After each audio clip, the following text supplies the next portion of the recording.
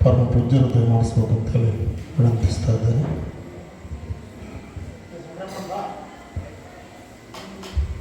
ಇವತ್ತು ಸೇವಾರ್ಥಿಗಳಿರ್ತಕ್ಕಂತಹ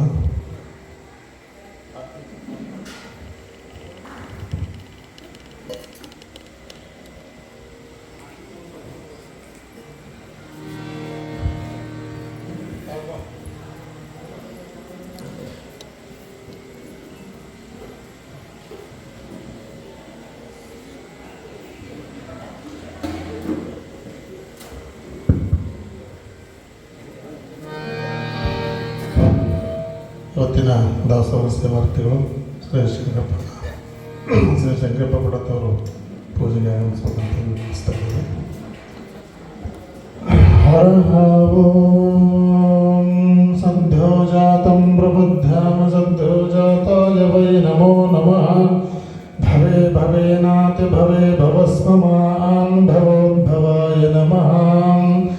ವಾಮದೇವಾಯ ನಮೋ ಜ್ಯೇಷ್ಠಾಯ ನಮೋ ಶ್ರೇಷ್ಠಾಯ ನಮೋ ಕಾಲಾಯ ನಮೋ ಕಲವಿಕರ್ಣಾಯ ನಮೋ ಬಲಾಯ ನಮೋ ಬಲಪ್ರಮಥನಾಯ ನಮಃ ಸರ್ವಭೂತದಮನಾಯ ಮನೋನ್ಮನಾಯ ನಮೋ ನಮಃ. ಓಂ ಘೋರೇಭ್ಯೋ ತಘೋರೇಭ್ಯೋ ಘೋರಘೋರತರೇಭ್ಯಃ ಸರ್ವೇಭ್ಯಃ ಸರ್ವಶರ್ವೇಭ್ಯೋ ನಮಸ್ತೆ ಅಸ್ತು ರುದ್ರರೂಪೇಭ್ಯಃ ತತ್ಪುರುಷಾಯ ವಿದ್ಮಹೇ ಮಹಾದೇವಾಯ ಧೀಮಹಿ ತನ್ನೋ ರುದ್ರಃ ಪ್ರಚೋದಯಾತ್.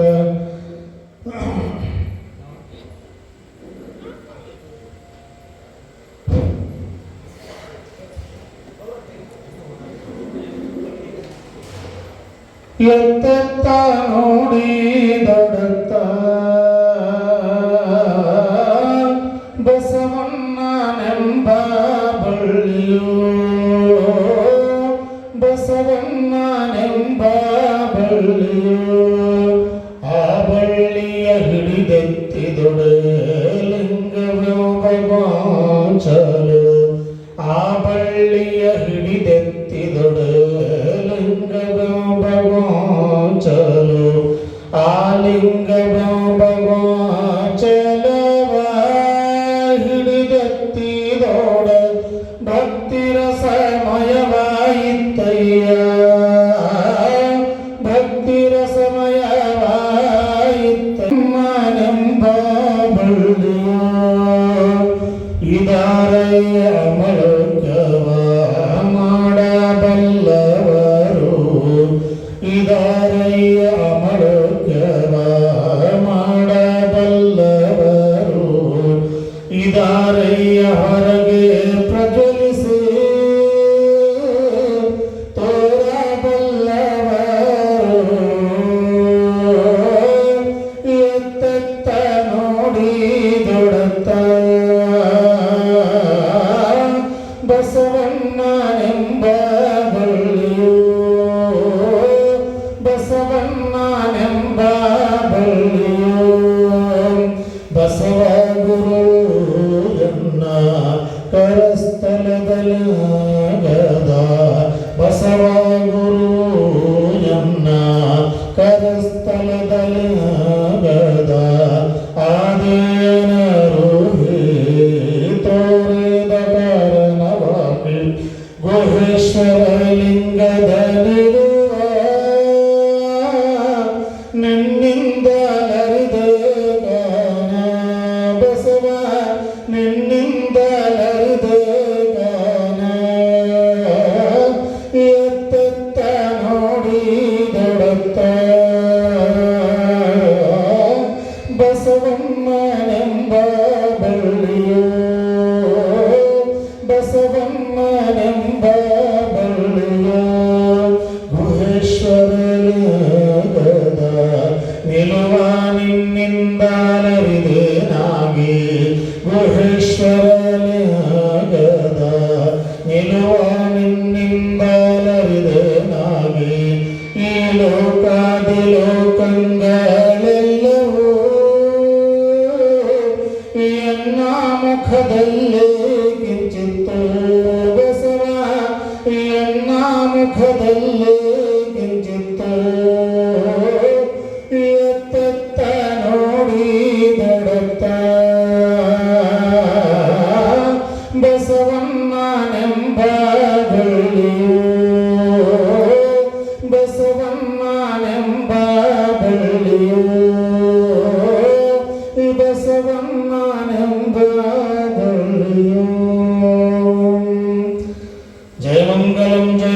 पार्वतीपते शिव हर हर महादेव।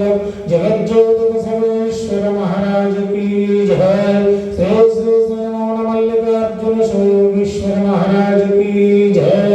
सकल साधु संत महाराज की जय। जय मंगलम जय नमः पार्वतीपते शिव हर हर महादेव। नमः पार्वती शिव हर हर महादेव।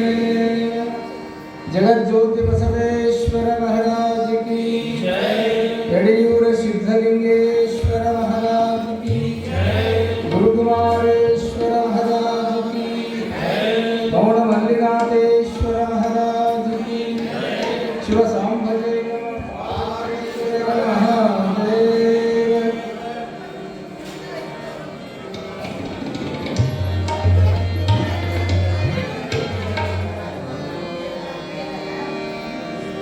वक्रतुंड महाकाय सूर्यकोटि समप्रभा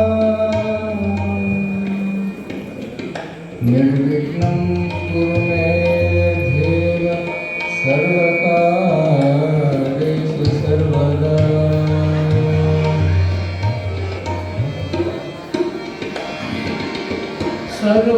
सर्वकार्येषु सर्वदा। सर्वकार्येषु सर्वदा।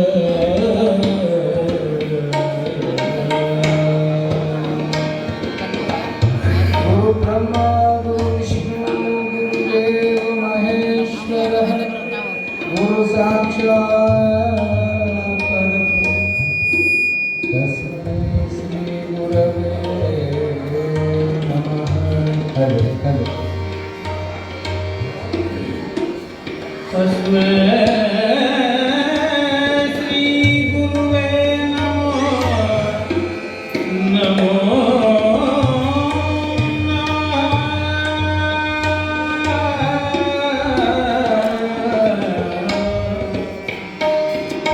तस्मै श्री गुरुवे नमो।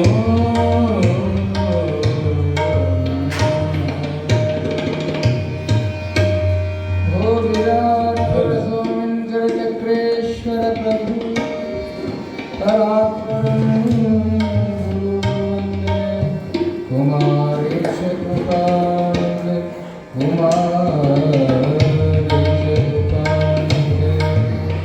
हरे कुमारेश कृपावन्दे कुमारेश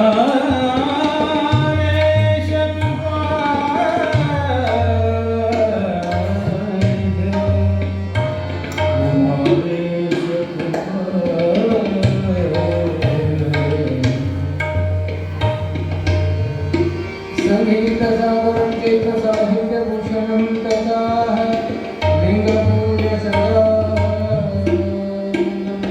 वन्दे पंचाक्षरगुरुं वन्दे वन्दे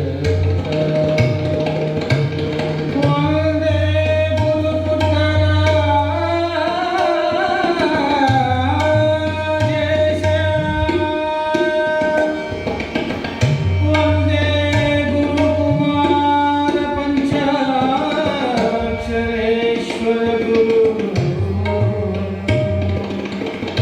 वन्दे गुरुकुमार पंचाक्षरेश्वर। शिव सांभजे नमः पार्वते शिव हर हर महादेव। जगज्योति बसवेश्वर महाराज की जय। सिद्धलिंगेश्वर महाराज की हरे। बाललीला महंत शिवयोगीश्वर महाराज की जय। शिव सांभजे नमः पार्वती शिव हर हर महादेव। श्री गुरुभ्यो नमः। ಆರಂಭದಲ್ಲಿ 12ನೇ ಶತಮಾನದ ವಿಭೂತಿ ಪುರುಷ ಮಹಾಮಾನವತಾವಾದಿ ಸರ್ವರಿಗೂ ಸಮಾನತೆಯನ್ನು ಕಲ್ಪಿಸಿಕೊಟ್ಟಿರುವಂಥ ಬಸವಾದಿ ಶಿವಶರಣರ ಪರಮ ಪವಿತ್ರವಾದ ಅಂತಃಕೃತಿ ಶರಣೆಂದು ಶ್ರೀಮನ್ ಮಹಾರಾಜ ನಿರಂಜನ ಜಗದ್ಗುರು ಎಡೆಯೂರಿನ ಬಳಿಯ ತೋಟದ ಸಿದ್ಧಲಿಂಗ ಯತೀಶ್ವರರ ನಿರ್ವಿಕಲ್ಪ ಸಮಾಧಿಗೆ ಸಾಷ್ಟಾಂಗ ಪ್ರಣಾಮಗಳನ್ನು ಸಮರ್ಪಿಸಿ ಅಖಿಲ ಭಾರತ ವೀರಶೈವ ಮಹಾಸಭೆಯ ಸಂಸ್ಥಾಪನಾಚಾರ್ಯರು ಶ್ರೀಮದ್ ವೀರಶೈವ ಶಿವಯೋಗ ಮಂದಿರದ ಪೋಷಕರು ಆಗಿರುವ ಲಿಂಗೈಕ್ಯ ಹಾನಗಲ ಗುರುಕುಮಾರ ಅಪ್ಪಂಗಡವರ ಅಡಿದಾವರಿಗಳಿಗೆ ಮಡಿಯಿಂದಲೇ ಶರಣಾಗಿ ಪುರಾಣದ ಚರಿತ್ರ ನಾಯಕರು ಗಣಮಹಿಮರು ಶಿವಯೋಗದ ಸಾಮ್ರಾಜ್ಯದ ಧೀಮಂತ ದೊರೆಗಳಾಗಿರುವಂಥ ಮುಳುಗುಂದದ ಬಾಲಲೀಲ ಮಹಂತ ಶಿವೇಶ್ವರರ ದಿವ್ಯ ಚರಿತಾಮೃತಕ್ಕೆ ಸಾಷ್ಟಾಂಗವನ್ನು ಸಲ್ಲಿಸಿ ಈ ಅಧಿಕ ಮಾಸದ ನಿಮಿತ್ತವಾಗಿ ಸಾಗಿ ಬರುತ್ತಿರುವ ಮೂರನೇ ದಿನದ ಪುಣ್ಯ ಪುರಾಣದ ಪಾವನ ಸಾನ್ನಿಧ್ಯವನ್ನು ವಹಿಸಿಕೊಂಡು ಅಖಂಡ 48 ದಿನಗಳ ಪರ್ಯಂತರವಾಗಿ ಈ ಅಧಿಕ ಮಾಸದ ನಿಮಿತ್ತವಾಗಿ ಲೋಕ ಕಲ್ಯಾಣಕ್ಕೋಸ್ಕರವಾಗಿ ಮೌನ ಅನುಷ್ಠಾನವನ್ನು ಕೈಗೊಂಡಿರುವಂಥ ಶರಸರ ಬ್ರಹ್ಮ ಗೌರಿಶಂಕರ ಶಿವಾಚಾರ್ಯ ಮಹಾಸ್ವಾಮಿಗಳು ಕಲ್ಯಾಣ ಮಠ ಜಮಖಂಡಿ ಪೂಜ್ಯಪಾದರ ಜೀವ ಚರಣಾರವಿಂದಗಳಿಗೆ ನತಮಸ್ತಕನಾಗಿ ಬೆಳಗಾವಿ ಜಿಲ್ಲೆ ಗೋಕಾಕ ತಾಲೂಕಿನ ಸುಕ್ಷೇತ್ರ ಮಮದಾಪುರದ ಈ ಪುಣ್ಯ ಗ್ರಾಮದ ಶ್ರೀಮಠದ ಒಡೆಯರು ನಿಮ್ಮೆಲ್ಲರಿಗೆ ಮಾರ್ಗದರ್ಶಕರು ತಮ್ಮ ಸಮಗ್ರವಾದ ಬದುಕನ್ನೇ ಸಮಾಜಕ್ಕಾಗಿ ಸಮರ್ಪಣೆಯನ್ನು ಮಾಡಿರುವಂಥ ಎಲ್ಲ ಉಶಿರಿನ ಒಡೆಯರೂ ಆಗಿರುವ ಶ್ರೀ ಮನ್ ನಿರಂಜನ ಸ್ವರೂಪ ಮೌನ ಮಲ್ಲಿಕಾರ್ಜುನ ಶಿವಗೀಶ್ವರರ ಬಸವಪಾದಗಳನ್ನು ಸದಾವಕಾಲ ಎನ್ನ ಮಸ್ತಕದ ಮೇಲೆ ಹೊತ್ತುಕೊಂಡು ಈ ಪುಣ್ಯ ಪುರಾಣದ ಮಂಗಲದ ಅಂಗಳದಲ್ಲಿ ನಿತ್ಯದಲ್ಲೂ ಕೂಡ ಸಂಗೀತದ ಸೇವೆಯನ್ನು ನೀಡುತ್ತಲೇ ಬಂದಿರುವಂತಹ ಆತ್ಮೀಯರು ಹಿರಿಯ ಕಲಾವಿದರಾಗಿರುವ ಶ್ರೀ ಮುತ್ತುರಾಜ ಹೆಸೂರವರೇ, ಆ ಸಂಗೀತಕ್ಕೆ ತಬಲಾವಾದಕರಾಗಿ ಗುರುಶೇವೆಯಲ್ಲಿ ನಿರತರಾಗಿರುವಂಥ ಆತ್ಮೀಯರಾದ ಶ್ರೀ ಚಂದ್ರಸ್ವಾಮಿ ಬನ್ನಿಮಠಿಯವರೇ, ಈ ಅಧಿಕ ಮಾಸದ ನಿಮಿತ್ತವಾಗಿ ಸಾಗಿ ಬರುತ್ತಿರುವ ಬಾಲಲೀಲ ಮಹಂತ ಯೋಗಿ ವರೆಣ್ಯರ ಪುಣ್ಯ ಚರಿತಾಮೃತವನ್ನು ಆಲಿಸಬೇಕು, ಕೇಳಬೇಕು ಅನ್ನುವಂಥ ಒಂದು ಭಕ್ತಿ ಶ್ರದ್ಧೆಯನ್ನಿಟ್ಟುಕೊಂಡು ಈ ಗುರುವಿನ ಅಂಗಳಕ್ಕೆ ನಿತ್ಯದಲ್ಲೂ ಕೂಡ ಸಾಕ್ಷಿಯಾಗುತ್ತಿರುವ ಶ್ರೀಮಠದ ಸಮಸ್ತ ಭಕ್ತರೊಂದವೇ, ತಾಯಂದರೇ, ಗುರು ಹಿರಿಯರೇ, ಧರ್ಮಾಭಿಮಾನಿಗಳೇ, ದಾಸೋಹಿಗಳೇ, ನಿಮ್ಮೆಲ್ಲರ ಅಂತರಾತ್ಮದಲ್ಲಿರುವ ಪರಮಾತ್ಮನ ಜ್ಯೋತಿಗೆ ಭಕ್ತಿಯ ಶರಣಾರ್ಥಿಗಳನ್ನು ಸಮರ್ಪಣೆಯನ್ನು ಮಾಡ್ತಾ, ನಿನ್ನೆ ದಿನ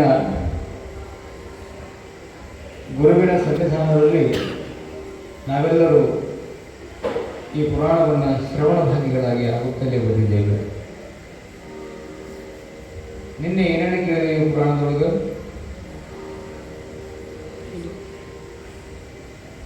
ನಿನ್ನೇನು ಊಟ ಮಾಡಿದ್ರೆ ಅವರು?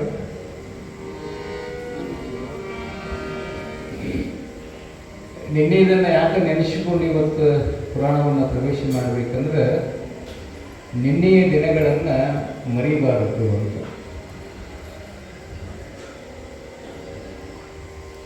ಆಲಮಟ್ಟಿಯೊಳಗ ಶ್ರಾವಣ ಮಾಸದ ನಿಮಿತ್ತವಾಗಿ ಸಾಗಿ ಬರುತ್ತಿರುವ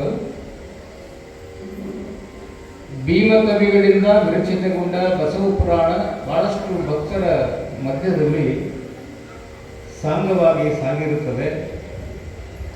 ಆ ಪುರಾಣವನ್ನು ಕೇಳಲಿಕ್ಕೆ ಯಾರು ಹೋಗಿದ್ರು ಅಂದರೆ, ಆ ಆಲಮಟ್ಟಿಯ ಹಿರೇಮಠದ ಜಂಗಮ ದಂಪತಿಗಳಾಗಿರುವಂಥ ಅನ್ನಪೂರ್ಣಮ್ಮ ಮತ್ತು ಮಲ್ಲಿಕಾರ್ಜುನಯ್ಯ ಅನ್ನುವಂಥ ದಂಪತಿಗಳು ಬಸವ ಪುರಾಣದಲ್ಲಿ ಭಾಗಿಯಾಗಿ ಮಕ್ಕಳಿಲ್ಲದೇ ಇರತಕ್ಕಂಥ ಅವರು ತಮ್ಮ ದುಃಖವನ್ನು ಮತ್ತಾರಿಗೂ ಹೇಳಿಕೊಳ್ಳದೆ ಶಿವನ ಮುಂದೆ ಹೇಳಿಕೊಂಡು ಬಹಳ ಅದ್ಭುತವಾದ ಭಕ್ತಿಯಿಂದ ಗುರುಲಿಂಗ ಜಂಗಮರ ಸೇವೆಯನ್ನು ಮಾಡುತ್ತಾ ಕಾಲವನ್ನು ಕಳೆತಿದ್ರು ಅನ್ನುವಂಥ ವಿಚಾರವನ್ನು ನಾವು ನಿನ್ನೆಯ ಪುಣ್ಯ ಪುರಾಣದಲ್ಲಿ ಕೇಳಿದ್ದೆವು. ಹಾಗಾದರೆ ಇಂದಿನ ಪುಣ್ಯ ಪುರಾಣವನ್ನು ಈ ಪುರಾಣದ ಕರ್ತೃಗಳಾಗಿರುವಂಥ ದ್ಯಾಂಪುರದ ಚನ್ನಕವಿಗಳು ಏನನ್ನ ಇಂದಿನ ಪುರಾಣದಲ್ಲಿ ಪ್ರಸ್ತುತವನ್ನು ಪಡಿಸ್ತಾರೆ ಅಂತಂದರೆ 12ನೇ ಶತಮಾನದ ಪೂರ್ವಾರ್ಧದಲ್ಲಿ ಒಬ್ಬ ಕವಿಗಳಾಗಿ ಹೋಗ್ತಾರೆ. ಜೀವರಿಗೆ ಷಣ್ಮುಖ ಶಿವಿಗೆಗಳು ಅಂತ ಆಗ್ತಾರೆ. ದೊಡ್ಡ ಪಂಡಿತರು ಅವರು ಹೇಳ್ತಾರೆ,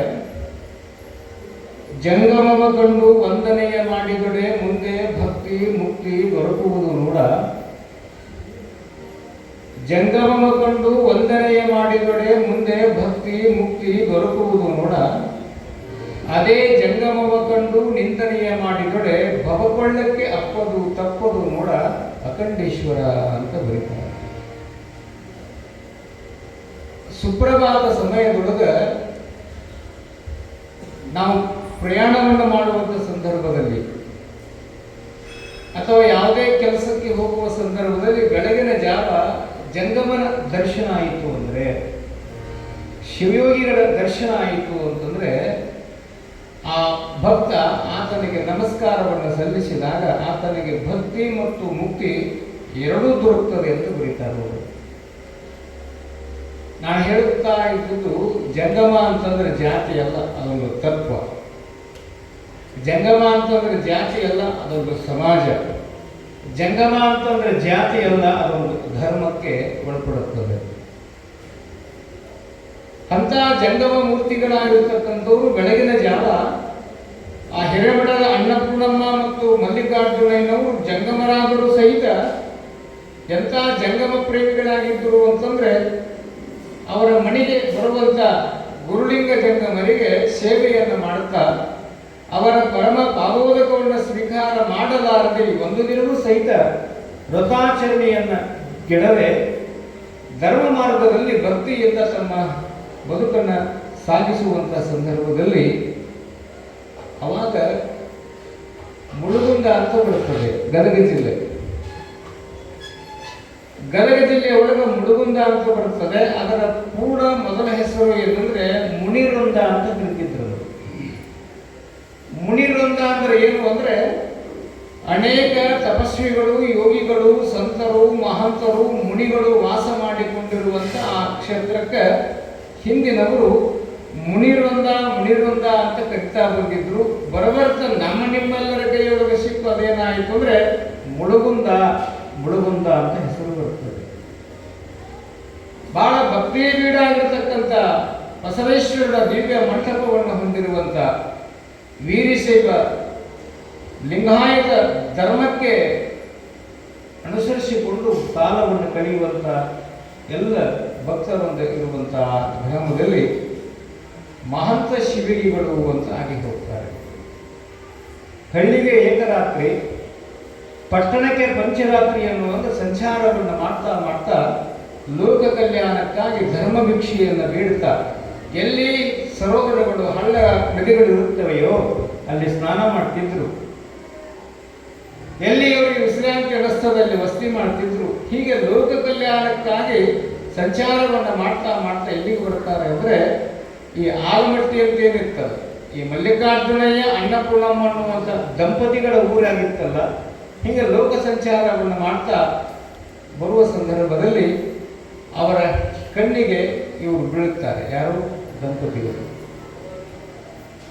ಭವತಿ ಭಿಕ್ಷಾಂದೆ ಅಂತ ತಿಳ್ಕೊಂಡು ಮುಳುಗುಂದದ ಮಹಂತ ಯೋಗಿಯವರೆಲ್ಲರೂ ಆ ಜಂಗಮರ ಮನೆಯ ಅಂಗಳದ ಮುಂದೆ ನಿಂತು ಭಿಕ್ಷೆಯನ್ನು ಬೇಡಿದಾಗ ಎಂಥ ಭಕ್ತಿವಂತರಾಗಿದ್ದು ಅನ್ನಪೂರ್ಣಮ್ಮ ಅಂದ್ರೆ ಹೆಸರಿಗೆ ತಕ್ಕವಳಾಗಿ ಹಸಿದು ಬಂದವರಿಗೆ ಅನ್ನವನ್ನು ಹಾಕುವಂತ ಅನ್ನಪೂರ್ಣೇಶ್ವರಿಯೇ ದರಗಿಳಿದು ಆ ಮನೆಯೊಳಗೆ ಮಡದಿಯಾಗಿದ್ದಾಳು ಎನ್ನುವ ಭಾವದಿಂದ ಈ ಯೋಗಿಗಳನ್ನು ನೋಡಿದ ತಕ್ಷಣ ಕಕ್ಕುಲತೆಯಿಂದ ಭಕ್ತಿಯಿಂದ ಆ ಜೋಡಿಗೆಗೆ ಧಾನ್ಯ ದವಸ ಧಾನ್ಯಗಳನ್ನು ತಂದು ನೀಡಲು ಬರ್ತಾ ಇದ್ದಾಳೆ. ಯಾರು?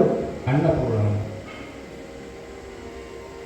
ಎಂಥ ಲಕ್ಷಣ ಇತ್ತು ಅವಳ ಮುಖದೊಳಗ ಅಂತಂದ್ರೆ ಸದಾಕಾಲ ಭಸ್ಮಧಾರಣೆ ಮಾಡಿಕೊಂಡು ಕೊರಳಲ್ಲಿ ರುದ್ರಾಕ್ಷಿಗಳನ್ನು ಧರಿಸಿಕೊಂಡು ಗುರು ಕೊಟ್ಟ ಲಿಂಗವನ್ನು ಚಾತು ತಪ್ಪದ ಲಿಂಗಾರ್ಚನೆಯನ್ನು ಮಾಡ್ತಾ ಪತಿಯ ಆಜ್ಞೆಯ ಪರಿಪಾಲಕಳಾಗಿರ್ತಕ್ಕಂಥ ಅನ್ನಪೂರ್ಣೇಶ್ವರಿ ನೋಡಲಿಕ್ಕೆ ಪಾರ್ವತಿಯಷ್ಟೇ ಸುಪ್ರಸನ್ನತೆ ಮಾಡಿರ್ತಕ್ಕಂಥವಳಾಗಿದ್ದು, ಈ ಯೋಗಿಯನ್ನು ನೋಡಿ ಅವರ ಜೋಳಿಗೆಯಲ್ಲಿ ದವಸ ಧಾನ್ಯಗಳನ್ನು ಹಾಕಿ ಪಾದಕ್ಕೆ ನಮಸ್ಕಾರ ಮಾಡಿ ಮೇಲೆ ಇಳುವಾಗ ಸದ್ಗುರುವಾಗಿರ್ತಕ್ಕಂಥ ಮಹಾಂತ ಯೋಗಿಯವರೆಲ್ಲರೂ ಜೋಳಿಗೆಯಿಂದ ಒಂದು ಕೂಸನ್ನು ತೆಗೆದು ಅವಳ ಉಡಿ ಒಳಗೆ ಹಾಕಿಬಿಡುತ್ತಾ ಇದ್ದಾರೆ. ಯಾರು? ಮಹಾಂತ ಶಿವಗಳು. ಎಷ್ಟು ಆನಂದ ಆಯಿತು ಅನ್ನಪೂರ್ಣಮ್ಮಗೆ ಅಂದ್ರೆ, ಹೆಳವನಿಗೆ ಕಾಲು ಬಂದಂತೆ, ಕುರುಡನಿಗೆ ಕಣ್ಣು ಬಂದಂತೆ, ಮೂಕನಿಗೆ ಮಾತು ಬಂದಂತೆ. ಎಷ್ಟು ಆನಂದ ಆಯಿತು ಅಂತಂದ್ರೆ, ಏನಾಗಿ ನಿನ್ನೆ ದಿನ ಶಿವಪುರಾಣದಲ್ಲಿ ಬಸವ ಪುರಾಣದಲ್ಲಿ ಬಿಡ್ಡವಿಗೆ ಶಿವನೇ ಮಗನಾಗಿ ಜನಿಸಿ ಬಂದ ಅಂತ ಏನು ತಿಳಿಯುತ್ತಲ್ಲ, ಅವಳ ಸಂಕಲ್ಪ ಏನಾಗಿತ್ತು ಅಂದ್ರೆ, ನನ್ನ ಹೊಟ್ಟೆ ಆದರೂ ಯಾಕೆ ನೋಡ್ತಾನೆ ಏನೋ ಪರಮಾತ್ಮ ಅನ್ಕೊಂಡು ಬಂದಿದ್ದಲ್ಲ. ನೋಡ್ರಿ, ಇವತ್ತ ಯೋಗಾಯೋಗ ಹೆಂಗಿರುತ್ತದಂದ್ರೆ, ಮಹಾಂತ ಯೋಗಿಗಳು ಅವಳ ದುಃಖದ ಅಂತಃಕರಣವನ್ನು ಅರ್ಥ ಮಾಡಿಕೊಂಡಿರ್ತಕ್ಕಂಥ ಮುಳುಗುಂದದ ಮಹಾಂತ ಶಿವಯೋಗಿಗಳು ಅಂತಿದ್ರು ಮೊದಲು. ಅವ್ರು ಏನು ಮಾಡ್ತಾರಂದ್ರೆ, ಆ ತಮ್ಮ ಜೋಳಿಗೆಯಲ್ಲಿರುವಂಥ ಶಿಶುವನ್ನು ತೆಗೆದು ಅವಳು ಉಡಿ ಒಳಗೆ ಹಾಕಿಬಿಡ್ತಾರೆ. ಇಬ್ಬರು ಅನ್ನಪೂರ್ಣಮ್ಮ ಮಲ್ಲಿಕಾರ್ಜುನಯ್ಯ ಗುರುಗಳ ಪಾದಕ್ಕೆ ನಮಸ್ಕಾರ ಮಾಡಿ ಬೇಡಿಕೊಂತಾರೆಪ್ಪ, ಏನಿದು ಅಂದಾಗ, ಇಲ್ಲಪ್ಪ ಅದು ಸಂಕಲ್ಪ ಆಗಿದೆ ಅಂತ ಕಾಣುತ್ತೆ. ಶಿವನೇ ನಿಮ್ಮ ಹೊಟ್ಟೆಯಾಗ ಹುಟ್ಟಲಿಲ್ಲ ಅಂದ್ರೂ ಕೂಡ, ಹಡಿಲಿಲ್ಲ ಅಂದ್ರೂ ಕೂಡ ಅನ್ನಪೂರ್ಣಮ್ಮ ಪಡೆದ ತಾಯಿಯಾಗಿ ಇವಳನ್ನ ಲಾಲನೆ ಪಾಲನೆ ಮಾಡವ. ಈತ 8 ವರ್ಷಗಳವರೆಗೆ ಮಾತ್ರ ನಿನ್ನೊಡನೆ ಇರ್ತಾನೆ. ಮುಂದೊಂದು ದಿನ ಲೋಕ ಕಲ್ಯಾಣಕ್ಕಾಗಿ ಮಹಾಶಿವಯೋಗಿಯಾಗಿ ಲೋಕ ಪ್ರಸಿದ್ಧನಾಗ್ತಾನೆ. ಇದು ಶಿವನ ಸಂಕಲ್ಪ ಅಂತ ಕಾಣುತ್ತೆ ತಾಯಿ. ಇದೋ ನಿನ್ನ ವರದ ಹಸ್ತದಿಂದ ಈತನನ್ನು ಲಾಲನೆ ಪಾಲನೆ ಮಾಡುವಂತ ತಿಳ್ಕೊಂಡು ಅನ್ನಪೂರ್ಣೆಯ ಗುಡಿ ಒಳಗೆ ಏನು ಮಾಡ್ತಾರಂದ್ರೆ, ಆ ಶಿಶುವನ್ನು ಹಾಕಿ ಅವಳು ಕೂಡ ಮಕ್ಕಳದ ಆನಂದವನ್ನು ಪಡಿಬೇಕು. ಲೋಕದ ಹೆಣ್ಣು ಮಕ್ಕಳಾಗ ಅವಳು ಕೂಡ ತಾಯ್ತನದ ಸುಖವನ್ನು ಅನುಭವಿಸಬೇಕು ಅನ್ನುವಂಥ ಸಂಕಲ್ಪ ಶಿವನಿಗಿತ್ತು ಅಂತ ಕಾಣುತ್ತೆ. ಆ ಉಡಿ ಒಳಗೆ ಆ ಶಿಶುವನ್ನು ಹಾಕಿ ಮತ್ತೆ ಮುಂದೆ ಅವ್ರು ಸಾಕ್ತಾರೆ. ಊರೊಳಗೆ ಸುದ್ದಿ ಆಯ್ತಿದ್ರು, ಅನ್ನಪೂರ್ಣಮ್ಮಗೆ ಯಾರೋ ಒಬ್ಬ ಶಿವಯೋಗಿಗಳು ಜೋಳಿಗೆಯಿಂದ ತೆಗೆದು ಶಿಶುವನ್ನು ಹಾಕ್ಯಾನಂತ. ಹೆಂಗಿರಬೇಕಾದ್ರು ಶಿಶು, ನಾ ನೋಡು ನೀ ನೋಡು ಅಂತ ತಿಳ್ಕೊಂಡು ಆಲಮಟ್ಟಿ ಎಲ್ಲ ಭಕ್ತರು, ಗುರುಬಂಧುಗಳು, ಶಿಷ್ಯ ಪ್ರಶಿಷ್ಯರೆಲ್ಲರೂ ಸೇರಿ ಹಿರೇಮಠದ ಮಲ್ಲಿಕಾರ್ಜುನಯವರ ಮನೆಗೆ ಬಂದು ನೋಡ್ತಾರೆ. ಮೊದಲೇ ಮಕ್ಕಳೆಲ್ಲದೆ ಇರ್ತಕ್ಕಂಥ ಅನ್ನಪೂರ್ಣಮ್ಮಗೆ ಎಷ್ಟು ಆನಂದ ಆಗಿತ್ತು ಅಂದರೆ, ಆ ಶಿಶುವನ್ನು ತನ್ನ ಒಡಿಯೊಳಗೆ ಹಾಕಿಕೊಂಡು ಬಂದವರ ಕೈಯಲ್ಲಿ ಕೊಡ್ತಾಳೆ. ನೋಡ್ರವ, ಶಿವಯೋಗಿಯವರು ಬೆಳಗಿನ ಜಾವ ನನ್ನ ಅಂಗಳಕ್ಕೆ ಬಂದು ನನ್ನ ಒಡಿಯೊಳಗೆ ಹಾಕಿ ಹೋಗಿರ್ತಕ್ಕಂಥ ಶಿಶು, ಶಿವಸ್ವರೂಪಿಯಾದ ಶಿಶುವ ಮುಖವನ್ನು ನೋಡಿ ಎಲ್ಲರಂತಿದ್ರಂತೆ, ಎಷ್ಟು ಚಂದದ ಈ ಶಿಶು, ಬಾಲಚಂದ್ರನೇ ನಾಚುವಂಗ ಅದ್ಭುತವಾದ ಆಕಾಶದ ನಕ್ಷತ್ರಗಳ ಫಳಫಳ ಅಂತ ಹೊಳೆಯುತ್ತಿತ್ತು ಆ ಮಗುವಿನ ಕಣ್ಣುಗಳನ್ನು ನೋಡಿ ಎಲ್ಲರೂ ನಾನೇ ಎತ್ಕೋಬೇಕು ನೀನೇ ಎತ್ಕೋಬೇಕಂತ ತಿಳ್ಕೊಂಡು ಆ ಮಗುವನ್ನು ಮುದ್ದಾಡಿ ಆನಂದವನ್ನು ಕಾಲವನ್ನು ಕಳೆಯುವಂಥ ಸಂದರ್ಭದಲ್ಲಿ ಮುಂದೆ ಆ ಶಿಶುವಿಗೆ ನಾಮಕರಣ ಮಾಡಬೇಕಲ್ರಿ. ಹಡಲಿಲ್ಲ ಕರೆ, ಯಾರು ಅನ್ನಪೂರ್ಣಮ್ಮ ಹಡಲಿಲ್ಲ. ಆದ್ರೆ ಭಗವಂತನ ಸ್ವರೂಪವಾಗಿ ಯೋಗಿಗಳು ಬಂದ ಉಡುಗೊಳಗೆ ಹಾಕಿದ ಮೇಲೆ ಹುಟ್ಟಿದಂಥ ಅದು ಹೆಣ್ಣರ ಆಗಲಿ ಅದು ಗಂಡರ ಆಗಲಿ ಅದಕ್ಕೆ ಹೆಸರೊಂದು ಬೇಕಲ್ಲ. ಅವಾಗ ನಾಳಿನ ದಿನ ಲಕ್ಷ್ಯ ಕೊಟ್ಟು ಕೇಳಬೇಕು ತಾಯಂದರು. ನಾಳಿನ ದಿನ ಪೂಜ್ಯರ ಸಂಕಲ್ಪದ ಮೇರೆಗೆ ನಾಳೆ ಪುರಾಣ ಪ್ರಾರಂಭಗೊಂಡು 4 ದಿನ ಆಗ್ತದೆ. ನಾಳೆಗೆ ಇಲ್ಲಿ ಮಹಾತ್ಮರ ಸನ್ನಿಧಾನದಲ್ಲಿ ಶಿವನೇ ಶಿಶುವಾಗಿ ಬಂದಿರುವಂತಹ ಶಿಶುವಿಗೆ ನಾಮಕರಣೋತ್ಸವದ ಕಾರ್ಯಕ್ರಮ ನೆರವೇರುತ್ತದೆ ಅನ್ನುವಂಥ ಮಾತನ್ನು ತಿಳಿಸ್ತಾ ಇಂದಿನ ಪುರಾಣವನ್ನು ಪ್ರವೇಶವನ್ನು ಮಾಡುವಂಥ ಪೂರ್ವದಲ್ಲಿ ಒಂದು ಗೀತೆಯನ್ನು ಗವಾಯಿಗಳು ಹಾಡಿದ ಮೇಲೆ ಮತ್ತೆ ಪುರಾಣದಲ್ಲಿ ಭಾಗಿಯಾದವರು.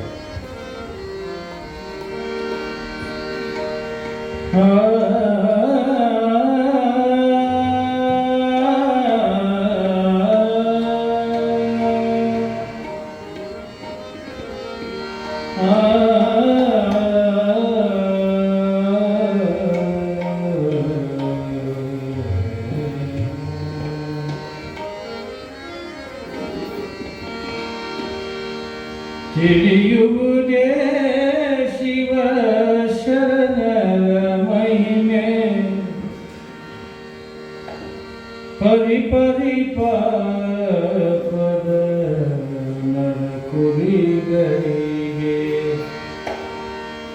ತಿಳಿಯುವುದೇ ಶಿವ ಶರಣರ ಮಹಿಮೆ ತಿಳಿಯುವುದೇ ಶಿವ ಶರಣರ ಮಹಿಮೆ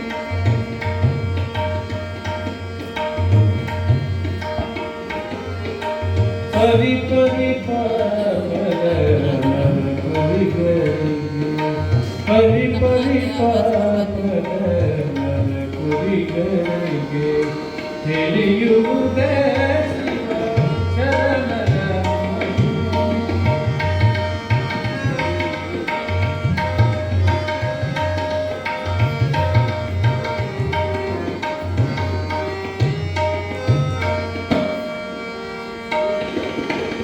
ಹೆಣ್ಣಿನ ರೂಪವ ಕಣ್ಣಿಗೆ ನೋಡುತ್ತ ಹೆಣ್ಣಿನ ರೂಪವ ಕಣ್ಣಿಗೆ ನೋಡುತ್ತ ಸಣ್ಣಾಗುವ ಈ ಲೋಕದ ಮನುಜಗೆ ಸಣ್ಣಾಗುವ ಈ ಲೋಕದ ಮನುಜಗೆ ಸಣ್ಣಾಗುವ ಈ ಲೋಕದ ಮನುಜಗೆ ತಿಳಿಯುವುದೇ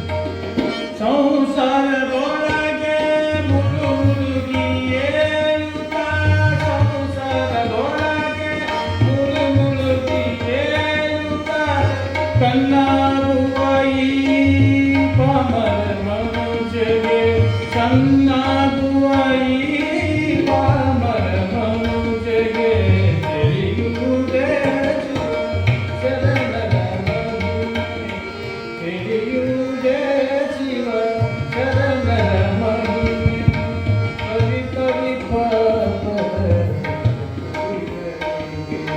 ಪರಿ ಪರಿ ಪಾಪದ ಕುರಿಗಳಿಗೆ ತಿಳಿಯುವುದೇ ಶಿವ ಶರಣರ ಮಹಿಮೆ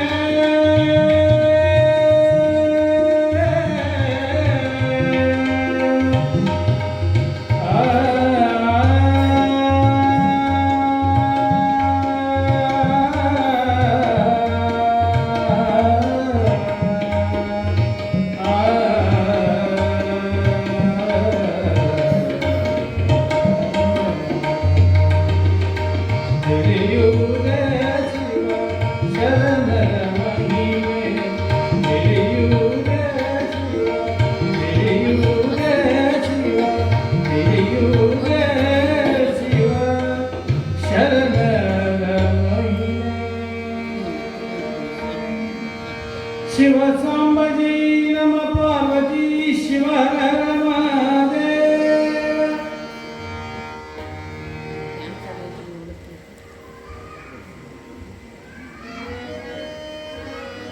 ಹಾಗೆ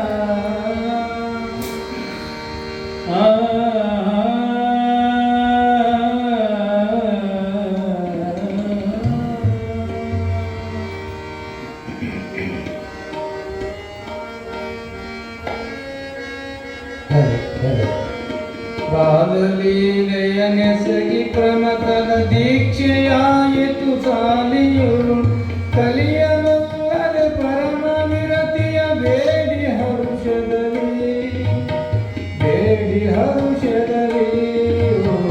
ನಿನಗಿವ ಮನವೆನ್ನಲವರು ಬಲಹೀನತ ವನಿತನವನು ಕವಿದು ಕರೆಯಿತು ಶಿರವ ಬೇಡಿತು ಗುರುವಿನಸ್ತದಲ್ಲಿ ಹೊಟ್ಟಿಯೊಳಗಾಡುವನು ಮಹಂತ ಲಿಂಗ ಸ್ವಡರ ಬೇಡುವೆನು ಬೆಳಕಿನಲ್ಲಿ ಮಹಾ ಬೆಳಕಿನಿಗೂ ಈ ಮಳೆಯ ಬೆಳಗಿರುವುದು ಪುಟ್ಟ ತುದಿಯೊಳು ಕಣ್ಣಗಳು ನಂದು ಗದು ಗಾಳಿಯನ್ನು ಕೇಳಿ ಗಣತೆಯನ್ನು ಮೆರೆದಿರುವುದು ತಾಯಿಯ ಹಸಿವು ಇಂಗಿಸಿರು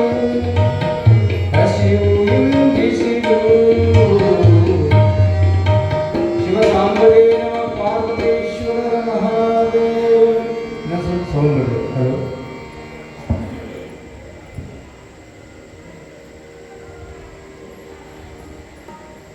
ಹಣ್ಣಿನಲ್ಲಿ ರಸವಾಗುವ ಭಾಗ್ಯ ನನ್ನದಾಗಲಿಲ್ಲ, ಕಬ್ಬಿನಲ್ಲಿ ಸಿಹಿಯಾಗುವ ಭಾಗ್ಯವು ನನ್ನದಾಗಲಿಲ್ಲ. ಮಗುವಿಗೆ ಮುದ್ದಾಗುವ, ರೋಗಿಗೆ ಮದ್ದಾಗುವ ಭಾಗ್ಯವು ನನ್ನದಾಗಲಿಲ್ಲ. ನೀವು ಬರುವ ದಾರಿಯ ಹುಲ್ಲಾಗುವ, ಕುಳಿತುಕೊಳ್ಳುವ ಕಟ್ಟೆಯ ಕಲ್ಲಾಗುವ ಭಾಗ್ಯವು ನನ್ನದಾಗಲಿಲ್ಲ. ಸ್ವತಂತ್ರ ವೀರಸಿದ್ದೇಶ್ವರ, ನಿಮ್ಮ ಶರಣರು ಮೆಟ್ಟುವ ಚಮ್ಮಾವಿಗೆಯಾಗುವ ಭಾಗ್ಯವನ್ನಾದರೂ ಕರುಣಿಸೆಯ ಅಂತ ಬೇಡುತ್ತಾರೆ. ಅಂದ್ರೆ ಸದ್ಗುರುಗಳ ಪಾದುಕೆಯಾಗತಕ್ಕಂಥ ಭಾಗ್ಯವನ್ನಾದರೂ ಕೂಡ ನನ್ನ ಜೀವನದಲ್ಲಿ ಅನುಗ್ರಹಿಸುವಂತ ನಾಡಿನ ದಾರ್ಶನಿಕರಾಗಿರುವಂಥ ಸಿದ್ಧೈ ಪುರಾಣಿಕರು ಗುರುಗಳ ಅಡಿ ಒಳಗೆ ಮಡಿಯಿಂದಲೇ ಬೇಡಿಕೊಳ್ತಕ್ಕಂಥ ಪ್ರಸಂಗ. ಯಾಕಂದ್ರೆ ಗುರುವಿನ ಮಹತ್ವ ಎಷ್ಟು ದೊಡ್ಡದು ಅಂತಂದರೆ, ಅರೋಣ ತಾಲೂಕಿನೊಳಗೆ ಒಂದು ಊರು ಬರ್ತಾರೆ, ಅವರು ಶಿವಪುರ ಅಂತ ಅವರ ಹೆಸರು. ಆ ಶಿವಪುರದಲ್ಲಿ ಭಕ್ತಿವಂತನಾಗಿರ್ತಕ್ಕಂಥ ವೀರನಗೌಡ ಗುರುಲಿಂಗ ಜಂಗಮರ ಸೇವೆಯನ್ನು ಮಾಡುತ್ತಲೇ ಕಾಲವನ್ನು ಕಳೆಯುವಂತಹ ಸಂದರ್ಭದಲ್ಲಿ ಅವನಿಗೊಬ್ಬ ಮಗಳಿದ್ದಳು, ಬಹಳ ಸುಂದರವಾಗಿರ್ತಕ್ಕಂಥ ಹೆಣ್ಣು ಮಗಳು, ವಯಸ್ಸಿಗೆ ಬಂದಿದ್ದು. ಇನ್ನೇನು ಮದುವೆಯನ್ನು ಮಾಡಿ ಕೊಡಬೇಕು ಅನ್ನುವಂಥ ಪ್ರಸಂಗದಲ್ಲಿ ಅದೇ ತಾಲೂಕಿನ ಹಳ್ಳಿ ಜಕ್ಲಿ ಅಂತ ಬರ್ತದೆ. ಆ ಜಕ್ಲಿ ಒಳಗೆ ಶಿವನಗೌಡ ಅಂತ ಹೇಳ್ಕೊಂಡು ಅಗಭವಾದ ಶ್ರೀಮಂತ, ಆತನ ಮಗನೊಬ್ಬನಿದ್ದ. ಈ ವೀರಣ್ಣಗೌಡ ಮಗಳನ್ನು ನೋಡ್ಲಿಕ್ಕೆ ಬಂದರು, ಕನ್ಯೆ ಮನಸ್ಸಿಗೆ ಬಂತು, ಮದುವೆ ನಿಶ್ಚಯ ಆಯಿತು, ಮದುವೆ ಆಯಿತು. ಮದುವೆ ಆದ ಮೇಲೆ ನೋಡಿ, ಪ್ರಾರಬ್ಧವೋ ಸಂಚಿತವೋ ಅಗಾಮವೋ ಗೊತ್ತಿಲ್ಲ. ಆ ಮದುವೆಯಾದ ಮೇಲೆ ಆ ವೀರಣ್ಣಗೌಡನ ಮಗಳಾಗಿರ್ತಕ್ಕಂಥ ಸುಂದರವಾಗಿರುವಂಥ ಹೆಣ್ಣು ಮಗಳು ನೀಲಮ್ಮ ಅಂತ ಅವಳ ಹೆಸರು. ಅವಳ ಪ್ರಾರಬ್ಧಕ್ಕೆ ಏನಾಗುತ್ತೆ ಅಂದರೆ ಕುಷ್ಠರೋಗ ಬರ್ತದೆ ಅವಳಿಗೆ. ಕುಷ್ಠರೋಗ ಬರ್ತದೆ. ಆಗಿನ ಕಾಲದಲ್ಲಿ ಕುಷ್ಠರೋಗ ಅಂತಕ್ಕಂಥದ್ದು ಬಂತು ಅಂತಂದ್ರೆ ಅಂಥವ್ರನ್ನ ಊರು ಹೊರಗಿಡುವಂಥ ವ್ಯವಸ್ಥೆ ಇರ್ತಿತ್ತು. ಊರು ಹೊರಗಿಡ್ತಿದ್ರಂಥವ್ರು. ಯಾಕಂದ್ರೆ ಔಷಧಿಗಳು ಇಲ್ಲದೇ ಇರತಕ್ಕಂಥ ದಿನಮಾನದಲ್ಲಿ ಅಂಥವ್ರು ಊರೊಳಗೆ ಇದ್ರು ಅಂದ್ರೆ ಮತ್ತೊಬ್ಬರಿಗೆ ಆ ರೋಗ ಹರಡುತ್ತದೆ ಅನ್ನುವಂಥ ಒಂದು ಹೆದರಿಕೆ ಭಯದಿಂದ ಆ ವಯಸ್ಸಿಗೆ ಬಂದಿರುವಂತಹ ನೀಲಮ್ಮ ಮದುವೆ ಆಗಿತ್ತು, 3 ತಿಂಗಳಾಗಿತ್ತು. ಊರನ್ನವರೆಲ್ಲರೂ ಡಂಬರ ಹೊಡಿತಾರೆ, ಗೌಡರ ಸೊಸೆಗೆ ರೋಗ ಬಂದಿದ್ದರಿಂದ ಅವಳನ್ನು ಊರು ಹೊರಗಿಡಬೇಕು, ಒಂದು ಇಲ್ಲ ಅವಳನ್ನು ತವರುಮಣಿ ಕಳಿಸ್ಕೊಡ್ಬೇಕಂತ ಡಂಬರ ಸಾರಿದಾಗ ಮೆಚ್ಚಿ ಮದುವೆಯಾಗಿರುವಂಥ ಗಂಡ ಏನು ಮಾಡ್ತಾನಂದ್ರೆ ದೂರ ಮಾಡಿದ್ದಂತೆ. ಅತ್ತಿ ಸಹಿತ ದೂರ ಮಾಡ್ತಾಳ. ಒಟ್ಟಿನಲ್ಲಿ ಅವಳ ಪರಿಸ್ಥಿತಿ ಎಲ್ಲಿಗೆ ಬಂತು ಅಂತಂದ್ರೆ ಗಂಡನ ಮನೆ ದೂರ ಆಯ್ತು. ಇನ್ನು ಗಂಡನ ಮನೆ ದೂರ ಆದ ಮೇಲೆ ಹೆಣ್ಮಕ್ಳಿಗೆ ಯಾವ ಮನೆ ಇರ್ತದೆ ಅಂದ್ರೆ ತವ್ರ ಮನೆ. ತವ್ರ ಮನೆಗೆ ಬಂದು ಅಷ್ಟೊತ್ತಿಗೆ ತಂದೆ ತಾಯಿ ತೀರಿಕೊಂಡಿದ್ರು. ಅಣ್ಣನ ಹೆಂಡತಿ ಈ ನೀಲಮ್ಮನನ್ನು ನೋಡಿ ಏನು ಮಾಡ್ತಾಳಂದ್ರೆ ಇನ್ನು ಒಳಗೆ ಬಂದಿಗಿಂದ ಅಂತ ತಿಳ್ಕೊಂಡು ಆ ಮನೆಯ ಬಾಗಿಲವನ್ನು ಕದ ಹಾಕಿ ಬಿಡ್ತಾರೆ. ಇತ್ತಾಗ ಗಂಡನ ಮನೆಗೆ ಹೋಯ್ತು. ತವರು ನೀನು ಶಾಶ್ವತವಾಗಿ ಕದ ಹಾಕಿದ ಮೇಲೆ ಈ ಭೂಮಿ ಮೇಲೆ ಎಲ್ಲ ಮಣಿಗಳು ಕದ ಹಾಕಬಹುದು. ಆದ್ರೆ ಸದ್ಗುರುವಿನ ಮಣಿ ಅಂತಕ್ಕಂಥ ಮಠ ಏನೈತಲ್ಲ, ಸದಾವತಾರ ಭಕ್ತರಿಗೋಸ್ಕರವಾಗೇ ಸದಾವತಾರ ತೆರೆದಿಡುವಂಥ ವ್ಯವಸ್ಥೆ ಇತ್ತು. ಆ ಹೆಣ್ಮಗಳು ಎಲ್ಲಿಗೆ ಬರ್ತಾಳಂದ್ರೆ ಆ ಭಾಗದಲ್ಲಿ ಹಾಲಕೇರಿ ಅನ್ನದಾನ ಮಹಾಸ್ವಾಮಿಗಳ ಮಠ ಒಂದಿತ್ತು. ಶಾಪಾನುಗ್ರಸ್ತ ಸಮರ್ಥರಾಗಿರ್ತಕ್ಕಂಥ ಹಾಲಕೇರಿ ಅನ್ನದಾನ ಮಹಾಸ್ವಾಮಿಗಳ ಮಠಕ್ಕೆ ಬರ್ತಾಳ. ಅಜ್ಜವರು ಒಳಗಡೆ ಪೂಜೆ ಕೂತ್ಕೊಂಡಾರ. ಪುರಾಣ ನಡೆದಿತ್ತು. ಪುರಾಣ ಮಂಗಲಾದ ಮೇಲೆ ದಾಸೋಹದ ವ್ಯವಸ್ಥೆ. ಎಲ್ಲ ಸಂಖ್ಯಾತ ಜನಗಳು ಊಟಕ್ಕೆ ಕೂತ್ಕೊಂಡಿದ್ರು. ಈ ನೀಲಮ್ಮ ದ್ವಾರಬಾಗಿಲ ದಾಟಿ ಒಳಗೆ ಬರಕ್ಕೆ ಪ್ರಯತ್ನ ಮಾಡ್ತಾಳ.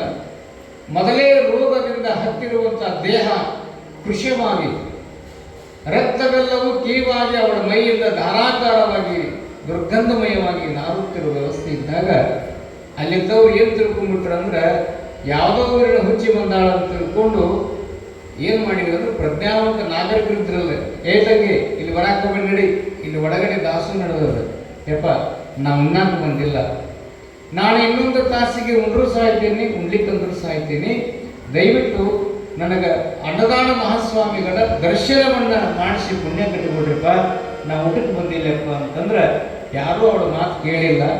ಇನ್ನು ಕೈಗೆ ಮುಟ್ಟಿದ್ರೆ ನಮಗೂ ರೋಗ ಬರುತ್ತೆ ಅಂತ ತಿಳ್ಕೊಂಡು ಅಂದಿನ ಜನಗಳೇನು ಮಾಡಿದ್ರೆ ಆ ನೀಲಮ್ಮನನ್ನ ಕಟ್ಟಿಗೆ ತಗೊಂಡು ಹೊರಗೆ ಬಿಡಿಸಿರುತ್ತೆ ನಡಿ ಅಂತ ತಿಳ್ಕೊಂಡು ಒಂದು ದಿನ, ಎರಡು ದಿನ, ಯಾವ 4-5 ದಿನಗಳಿಂದ ಮಠದ ಹೊರಗೆ ದ್ವಾರ ಬಾಗಿಲು ಇರ್ತಲ್ಲ, ದ್ವಾರ ಬಾಗಿಲ ಹತ್ರ ಅಲ್ಲೇ ಬಿದ್ದಿದ್ಲು, ಮಲಗಿದ್ಲು.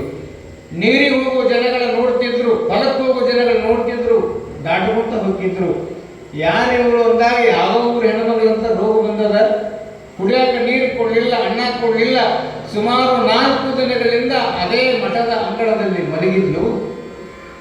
ಒಂದು ದಿನ ಏನಾಗಿತ್ತು ಅಂದರೆ ಆ ಹಾಲಕೇರಿ ಅನ್ನದಾನ ಮಹಾಸ್ವಾಮಿಗಳವರು ಬೆಳಗಿನ 4 ಗಂಟೆಗೆ ಶಿವಪೂಜೆಯನ್ನು ಮಾಡ್ತಿರ್ತಾರೆ. ಬೆಳಗಿನ 4 ಗಂಟೆಗೆ ಶಿವಪೂಜೆಯನ್ನು ಮಾಡುವಂಥ ಸಂದರ್ಭದಲ್ಲಿ ಬಾವಿ ಜಳಕ ಮಾಡ್ತಿದ್ರಂತವ್ರು ಅನ್ನದಾನ ಸ್ವಾಮಿಗಳು. ಆ ಬಾವಿ ಜಳಕವನ್ನು ಮಾಡುವ ಸಂದರ್ಭದಲ್ಲಿ 4 ಗಂಟೆ ಯಾರಿದ್ದಿರಬೇಕು ಅಷ್ಟೊತ್ತಿಗೆ ಜಗತ್ತೆಲ್ಲ ಮಲಗಿ ನಿದ್ದೆ ಮಾಡುವ ಸಂದರ್ಭದಲ್ಲಿ ಅಜ್ಜವರು ವಿಭೂತಿ ಪುರುಷರಾಗಿರ್ತಕ್ಕಂಥ ಅವರ ಸ್ನಾನ ಪೂಜೆಗೆ ನೇನು ಸಿದ್ಧತೆ ಮಾಡ್ಕೊಳ್ಳಕತ್ತಿದ್ರು. ಅವರು ಜಳಕ ಮಾಡುವ ಒಂದು ಮಂತ್ರ ಅಂತಿದ್ರಂತ, ಏನಂತ? ಬಸವ ಬಸವ ಅಂತಿದ್ರಂತ. ಬಸವ ಬಸವನೆಂದರೆ ದಸೆಗೆಟ್ಟು ಹೋಗುವುದು ಪಾಪ ಎನ್ನುವಂಗ ಬಸವ ನಾಮಸ್ಮರಣೆಯಲ್ಲಿ ಹಾಲಕೇರಿ ಅನ್ನದಾನ ಸ್ವಾಮಿಗಳು ಸ್ನಾನ ಮಾಡಬೇಕಾದ್ರೆ ಅಲ್ಲೇ ಮಲಗಿದ್ಲಲ್ಲ, ಅಣ್ಣವಿಲ್ಲದೆ ಮಲಗಿದ್ಲಲ್ಲ ನೀಲಮ್ಮ, ನಿದ್ದೆಗೆ ಹತ್ತಬೇಕು ಅಣ್ಣವಿಲ್ಲ ಅಂದ್ರೆ ನೋಡ್ತಾಳ. ನಕ್ಷತ್ರಗಳ ಬೆಳಕಿನಂತೆ ಬ್ರಹ್ಮಚರ್ಯದ ತಾಕತ್ತು ವಿಭೂತಿ ಪುರುಷರನ್ನ ನೋಡಿ ನಮ್ಮಪ್ಪ ಸ್ನಾನ ಮಾಡಕತ್ತೇನ, ಈಗ ನನ್ನ ತಡೆಯೋರು ಯಾರೂ ಇಲ್ಲ, ಹೋಗಿ ಅವರ ದರ್ಶನ ಪಡಿಬೇಕಂತ ತಿಳ್ಕೊಂಡು 4-5 ದಿನಗಳಿಂದ ಅನ್ನವಿಲ್ಲದೆ ಇರುವಂಥ ನಿರಕ್ಷಿತಿಯಾಗಿರ್ತಕ್ಕಂಥ ಶರೀರ ಎದ್ದು ಹೋಗಕ್ಕೆ ಹೋಗ್ತಾಳ. ಅನ್ನವಿರ್ಲಿಕ್ಕಂದ್ರೆ ದೇಹಕ್ಕೆ ಶಕ್ತಿ ಹೆಂಗೆ ಬರ್ತದ್ರಿ, ಕೆಳಗೆ ಜರದು ಬಿದ್ದು ಬಿಡ್ತಾಳ, ಮೂರ್ಛೆ ಹೋಗಿ ಕೆಳಗೆ ಬೀಳ್ತಾಳ. ನೀಲ ಮಾಡಕತ್ತಿದ್ದಂತೆ, ಯಪ್ಪ ಎಂಥ ದೌರ್ಭಾಗ್ಯ ಜೀವನ ನಂದು. ಅಲ್ಲೇ ಗಂಡನ ಮನೆಗೆ ಬೇಡ ಅದೇ, ಇಲ್ಲಿ ತವ್ರ ಮನೆಯವರು ನಾನು ನೋಡಿ ಕದ ಹಾಕಿದ್ರು, ಇಲ್ಲಿ ಮಠಕ್ಕೆ ಬಂದ್ರೆ ಮಠದವರು ಒಳಗೆ ಬಿಡಲಿಲ್ಲ. ಈಗ ಯಾರೂ ಇಲ್ಲ ಅಂತ ತಿಳ್ಕೊಂಡು ನಿನ್ನ ನೋಡಾಕ ನಿನ್ನ ದರ್ಶನಕ್ಕೆ ಹೋಗ್ಬೇಕಂತ ಮಾಡಿದ್ರೆ ಅನ್ನವಿಲ್ಲದ ಶರೀರ ಕುಸಿದು ಬಿದ್ದದೆ. ಎಂಥ ಪಾಪಿ ಶರೀರ ಇದು. ಇಷ್ಟು ಮಾಡೋಕ್ಕೆಲ್ಲ ಕಣ್ಣರು ಮುಚ್ಚಬಾರ್ದೇನಪ್ಪ ಅನ್ನದಾಣಿ ಅಂತ ತಿಳ್ಕೊಂಡು ಗುರುಗಳನ್ನು ಸ್ಮರಣೆ ಮಾಡ್ತಾಳೆ. ಎಷ್ಟು ಭಾಗ್ಯ ಇತ್ತು, ಸುರ ಇತ್ತಂದ್ರೆ ಅವ್ವ ಅಲ್ಲೇನು ಬಿದ್ದಿದ್ಲಲ್ಲ ಹೆಣ್ಮಗಳು, ಆಕೆ ಬಿದ್ದಿರುವಂಥ ಹತ್ತಿರನ ಅವ್ರು ಸ್ನಾನ ಮಾಡಾಕತ್ತಿದ್ರಲ್ಲ, ಆ ಸ್ನಾನ ಮಾಡಿದಂಥ ನೀರು ಅವಳ ಹತ್ರನ ಹರಿದು ಬರಾಕತ್ತಿತ್ತಂಥದ್ದು. ಗುರುಕರಣೆ ಅವಳ ಬಳಿ ಹರಿದು ಬರುವ ಸಂದರ್ಭದಲ್ಲಿ ಬೆಳದಿಂಗಳಲ್ಲಿ ಕಾಣ್ತಿರ್ತದ ನೀರು, ಸ್ನಾನ ಮಾಡಿದ ನೀರು. ನೀಲಮ್ಮಂತೆಯಪ್ಪ ನಿನ್ನ ಮಗಳಿಗೆ ಎದ್ದು ಬರಾಕ ಆಗೋದಿಲ್ಲ ಅಂತ ತಿಳ್ಕೊಂಡು ತೀರ್ಥ ಸ್ವರೂಪವಾಗಿ ನೀವು ಬರಾಕತ್ತೀರಂತ ತಿಳ್ಕೊಂಡು ಗುರುಗಳು ಸ್ನಾನ ಮಾಡಿದ ನೀರು ಪರಮ ಪಾಗೋದಕ್ಕಿಂತಲೂ ಪವಿತ್ರವಾಗಿರುತ್ತದೆ. ಗಂಗಾ ಯಮುನೆ ಸರಸ್ವತಿಯರಂತೆ ಪುಣ್ಯ ಸ್ನಾನವಾಗಿರುವ ಆ ಶರೀರದ ಮೇಲೆ ನೀರು ಬಿದ್ದು ಹರಿದು ಬರಾಕತ್ತಿತ್ತಲ್ಲ, ಅದನ್ನು ತೊಗೊಂಡು ತನ್ನ ಮೈಗೆಲ್ಲ ಹಚ್ಚಿಕೊಂತಾಳ, ತನ್ನ ಮುಖಕ್ಕೆಲ್ಲ ಹಚ್ಚಿಕೊಂತಾಳ. ಹಚ್ಚಿಕೊಂಡು ಮೂರ್ಛೆ ಹೋಗಿ ಮತ್ತೆ ಜಾರಿದಾಗ ಬೆಳಗ್ಗೆದ್ದು ನೋಡ್ಕೊಂತಾಳ. ಬೆಳಗ್ಗೆದ್ದು ನೋಡಿಕೊಂಡಾಗ ಏನಾಗಿತ್ತು ಅವಳ ಜೀವನದಲ್ಲಿ ಅಂದರೆ ಅವಳಿಗೆ ಬಂದಿರುವಂಥ ರೋಗವೆಲ್ಲ ಮಾಯವಾಗಿ ಮತ್ತೆ ಸುಪ್ರಸನ್ನವಾಗಿ ಮೊದಲು ಹೆಂಗಿದ್ಲಲ್ಲ ಅಷ್ಟು ಸುಂದರವಾಗಿ ಅಂಗಳದಲ್ಲಿ ಎದ್ದು ನಿಲ್ತಾಳ. ಎದ್ದು ನಿಂತು ಒಳಗೆ ಬಂದು ನೋಡಿದವರು ಅಂದ್ರಂತ, ತಂಗಿ ನಿನಗೆ ನಿನ್ನೆ ಮೊನ್ನೆ ರೋಗ ಇತ್ತು, ಈ ರೋಗ ಹೆಂಗ ನಿವಾರಣೆ ಆಯ್ತು ಅಂತ ತಿಳ್ಕೊಂಡು ಕೇಳಿದಾಗ ಅನ್ನದಾನ ಸ್ವಾಮಿಗಳು ಕೂತಿದ್ರು ಎಲ್ಲಿ ಶಿವಾಸನದ ಮೇಲೆ. ಕೇಳಿದಂಥ ಭಕ್ತರು ಹೇಳಿದಂಥ ನೀಲಮ್ಮ, ಯವ ಈ ಚರ್ಮಕ್ಕ ಧರ್ಮದ ಬೆಳಕನ್ನು ತಂದು ಕೊಟ್ಟ ನಮ್ಮಪ್ಪ ಅಲ್ಲಿ ಕುಂತ ನೋಡು. ಅವರ ಪರಮ ಭಾಗವತದಿಂದ ಅವರ ಸ್ನಾನ ಮಾಡಿದ ನೀರನ್ನು ಮೈಮೇಲೆ ಹಾಕ್ಕೊಂಡ್ರೆ ಈ ರೋಗ ಹೋಗಿದೆ ಅಂತ ತಿಳ್ಕೊಂಡು ನೀಲಮ್ಮ ಹೇಳುವಾಗ ಅಂದಾನ ಸ್ವಾಮಿಗಳು ಕೇಳಿಸ್ಕೊಂಡಂದ್ರಂತ, ಏ ತಂಗಿ, ನಾ ಜಾಗ ಮಾಡಿದ ನೀರು ನೀನು ಮೈ ಮೇಲೆ ಹಾಕ್ಕೊಂಡ್ರೆ ಹೋಗಿಲ್ಲವಾ, ನನ್ನ ಮೈ ಮೇಲೆ ಇರ್ತಕ್ಕಂಥ ಲಿಂಗಯ್ಯನ ನೀರು ನಿನಗೆ ಬಿದ್ದಿದ್ದಕ್ಕೆ ಹೋಗಿದೆ ಅಂತ ಅವ್ರು ಅಂದ್ರಂತ. ಯಾರು? ಅಂದಾನ ಸ್ವಾಮಿಗಳು. ನೋಡಿ, ಅದಕ್ಕೆ ಇಷ್ಟಲಿಂಗವನ್ನು ಯಾಕ ಮಲ್ಲಿಕಾರ್ಜುನ ಅಪ್ಪನಗೌಡವರು ನಿತ್ಯದರೂ ಸ್ಮರಣೆಯನ್ನು ಪೂಜೆಯನ್ನು ಮಾಡ್ತಾರ ಅಂತಂದ್ರೆ ಅಖಂಡ ಜನ್ಮದ ಪಾಪವನ್ನು ಕಳೆಯುವಂಥ ಶಕ್ತಿ ಲಿಂಗಯ್ಯಗಿರ್ತದೆ.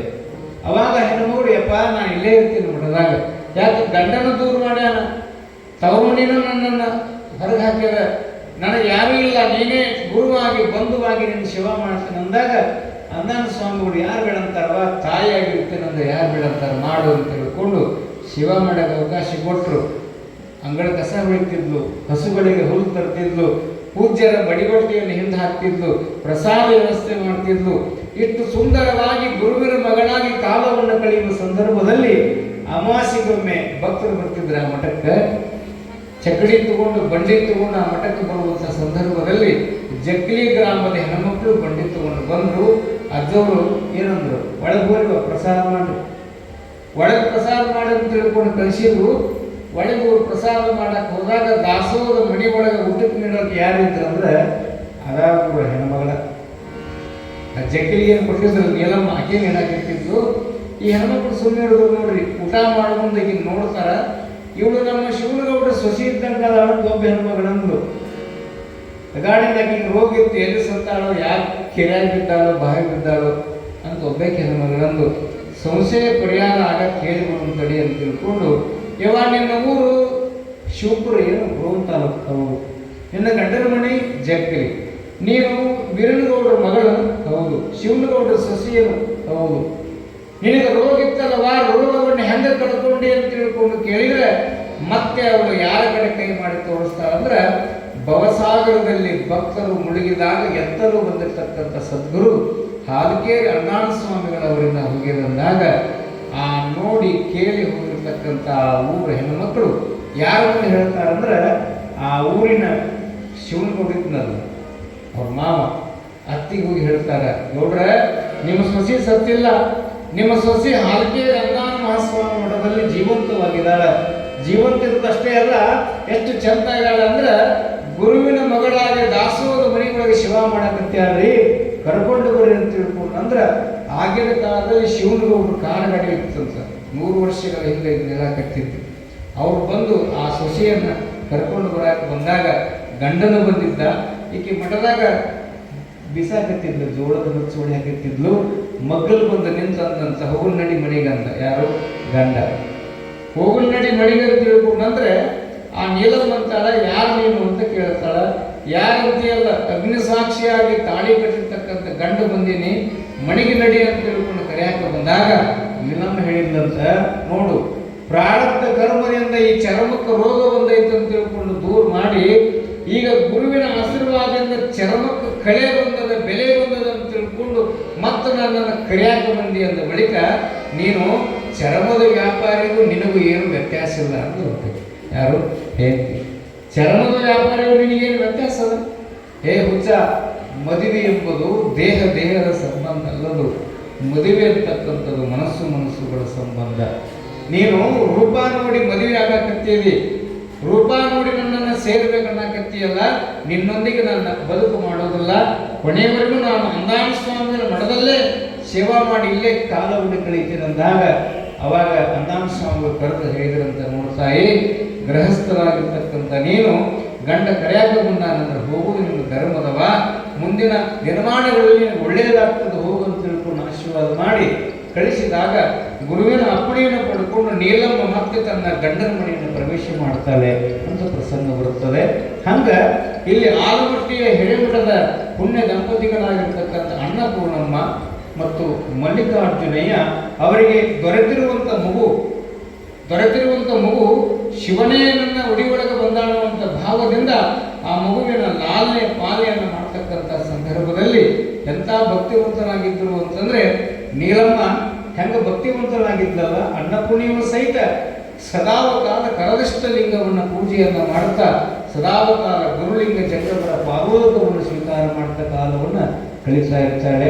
ಯಾಕಂದ್ರೆ ಕಲ್ಯಾಣದಲ್ಲಿ ಕೆಂಬಾವಿ ಭೋಗಣ್ಣ ಅಂತಾಗಿ ಹೋಗ್ತಾನಂತೆ. ಕೆಂಬಾವಿ ಭೋಗಣ್ಣ ಸುರಪುರ ತಾಲೂಕು ಕಲಬುರಗಿ ಜಿಲ್ಲೆ ಒಳಗೆ ಕೆಂಬಾವಿ ಭೋಗಣ್ಣನ ವ್ಯವಸ್ಥೆ ಹೆಂಗಿತ್ತು ಅಂತಂದ್ರೆ 1008 ಲಿಂಗವನ್ನು ಊರಿನ ಅಗಸಿಯಲ್ಲಿ ಪ್ರತಿಷ್ಠಾಪನೆ ಮಾಡಿದ್ದಂತೆ. ಎಷ್ಟು? 1008 ಲಿಂಗಗಳನ್ನು. ಆ ಲಿಂಗಗಳನ್ನು ನಿತ್ಯದಲ್ಲೂ ಪೂಜೆ ಎಷ್ಟು ಹೊತ್ತು ಮಾಡ್ತಿದ್ನಂದ್ರೆ, ಒಂದು ದಿನಕ್ಕೆ 24 ತಾಸು ಹೋಗಲ್ಲ, 23 ತಾಸು ಆ ಲಿಂಗಗಳನ್ನು ಅರ್ಚನೆ ಪೂಜೆನ ಮಾಡ್ತಿದ್ನಂತ. 1 ತಾಸು ಮಾತ್ರ ಒಂದು ವಿಶ್ರಾಂತಿ ತಗೊಂಡಿದ್ದ ಕೆಂಬಾವಿ ಭೋಗಣ್ಣ. ನೋಡ್ರಿ, ದಿನದ 24 ತಾಸಿನೊಳಗೆ 23 ತಾಸು ಆ 1008 ಲಿಂಗವನ್ನು ತೊಳೆಯುವುದು, ಭಸ್ಮ ಹಚ್ಚುವುದು, ಪತ್ರಿಗಳನ್ನು ಏರಿಸುವಂತ ಸಮಯ 23 ತಾಸಕ್ಕಿತ್ತು. 1 ತಾಸು ಮಾತ್ರ ವಿಶ್ರಾಂತಿಗೆ ಬಂದು ಮನೆಯಾಗ ಮಲ್ಕೊಂಡ್ರೆ ಆ 1008 ಲಿಂಗಗಳು ಬಂದು ಆತನ ತಲೆಯನ್ನು ಒತ್ತಿದ್ದು ಅಂತ ಇತಿಹಾಸದಲ್ಲಿ ಬರ್ತದೆ. ಯಾವ 1008 ಲಿಂಗ? ಇದನ್ನು ಊರನ್ನವರು ನೋಡಿದ್ರವರು ಜನ. 1008 ಲಿಂಗಗಳೇ ಇವನು ಮನೆಗೆ ಬಂದು ತಲೆ ಒತ್ತಾಕತ್ತೆ. ಒಂದು ಬಳಿಕ ಮತ್ಸರ ಬುದ್ಧಿಯನ್ನು ಪಟ್ಟಿರ್ತಕ್ಕಂಥ ಜನಗಳೇನು ಮಾಡಿದ್ರಂದ್ರೆ, ನಾಳೆ ಮುಂದೊಂದಿನೇ 1009 ಲಿಂಗಾಗಿ ಪೂಜೆಗೊಳ್ತಾನ, ಇವನ ಪ್ರತಿಷ್ಠೆ ಬೆಳೀತದ, ಇವನು ಬೆಳೆಸಬಾರದು ಅಂತ ತಿಳ್ಕೊಂಡು ಒಂದಿಷ್ಟು ಮತ್ಸರದಿಂದಿರ್ತಕ್ಕಂಥ ಜನಗಳೇನು ಮಾಡ್ತಾರಂದ್ರೆ, ಆ ಕೆಂಬಾವಿಯ ಮಹಾರಾಜನಾಗಿರ್ತಕ್ಕಂಥ ಚಂದೀಮ ಅರಸ ಅಂತ ಇರ್ತಾನೆ. ಚಂದೀಮ ಅರಸನಿಗೆ ದೂರು ಕೊಡ್ತಾರೆ. ಏನಂತ? ಎಂತ ದೂರು ಕೊಟ್ಟರು ಕೆಂಬಾವಿ ಭೋಗಣ್ಣಗಂದ್ರೆ, ನೋಡ್ರಿ, ಕೈಲಾಗದವರ ಕೊನೆಯ ಅಸ್ತ್ರ ಯಾವುದಂದ್ರೆ ಅಪಪ್ರಚಾರ ಮಾಡಕ್ಕೆ ಶುರು ಮಾಡ್ತಾರೆ ಸಜ್ಜನರಿಗೆ. ಇಲ್ಲಿ ಕೆಂಬಾವಿ ಭೋಗಣ್ಣನಿಗೆ ಏನು ಅಪವಾದ ಬಂತು ಅಂದ್ರೆ, ಹೆಣ್ಣಿನ ಅಪವಾದವನ್ನು ಹೊರಿಸಿ ಆತನನ್ನು ಊರು ಬಿಡಿಸಬೇಕನ್ನುವಂಥ ನಿರ್ಣಯಕ್ಕೆ ವ್ಯವಸ್ಥೆ ಮಾಡಿದಾಗ ಚೆನ್ನೀಮ ಅರಸ ಏನು ಮಾಡ್ತಾರ ಅಂತಂದ್ರೆ, ಕೆಂಬಾವಿ ಭೋಗಣ್ಣನನ್ನ ಊರು ಬಿಟ್ಟು ಹೋಗ್ಬೇಕಂತ ಡಂಗುರ ಹೊಡೆದ. ಮತ್ತು ರಾಜ್ಯಾಜ್ಞೆ ಇರುವಂಗಿಲ್ಲದ, ರಾಜ್ಯಾಜ್ಞೆಯನ್ನು ಪಾಲಿಸಲಿಕ್ಕೆ ಕೆಂಬಾವಿ ಭೋಗಣ್ಣ ರಾತ್ರೋರಾತ್ರಿ ಮಣಿ ಬಿಟ್ಟು ಹೋಗಿಬಿಡ್ತಾನ. ರಾತ್ರೋರಾತ್ರಿ ಮಣಿ ಬಿಟ್ಟು ಹೋದ ಮೇಲೆ ನೆನಪಿರಲಿ, 1008 ಲಿಂಗಗಳು ಊರಾಗಿನಿಯನ್ನು ಪ್ರತಿಷ್ಠಾಪನೆ ಮಾಡಿದ್ನಲ್ಲ, ಆ 1008 ಲಿಂಗವು ಸಹಿತ ಕೆಂಬಾವಿ ಭೋಗಣ್ಣನ ಜೊತೆ ಹೋಗ್ಬಿಟ್ಟಿದ್ದು ಅಂತ ರಾತ್ರಿ. ಅವು ಎಲ್ಲಿದ್ನಲ್ಲ, ಊರಿಂದ ಗಡಿಪಾರು ಮಾಡಿದ್ರಲ್ಲ, ಅಲ್ಲೇ ಹೋಗಿ ಗುಡ್ಡದಲ್ಲಿ ವಾಸ ಮಾಡಿಕೊಂಡಿದ್ದ, ಅವನಿಂದಲೇ ಹೋಗಿಬಿಡ್ತಾವು. ಮುಂಜಾನೆ ಎಲ್ಲರೂ ಪೂಜೆ ಮಾಡಕ್ಕೆ ಬರ್ತಾರ ಊರಾಗ. ಊರು ಮುಂದೆ ಇದ್ದು 1008 ಲಿಂಗ. 1008 ಲಿಂಗವನ್ನ ತಾಯಂದರು ಶರಣೊಳಗ ಪೂಜೆ ಮಾಡಕ್ಕೆ ಬಂದಾಗ ಒಂದೊಂದು ಲಿಂಗ ಇದ್ದಿದ್ದಿಲ್ಲ, ಎಲ್ಲರೂ ಹೋಗಿಬಿಟ್ಟಿದ್ದು. ಎಲ್ಲಿ ಹೋಗ್ಯವಂತ ಎಲ್ಲರೂ ವಿಚಾರ ಮಾಡಿದಾಗ ಈ ವಿಚಾರ ಆ ಭಾಗದ ಚನ್ನೀಮರಸನಿಗೆ ಮಹಾರಾಜನಿಗೆ ಗೊತ್ತಾಗ್ತದೆ.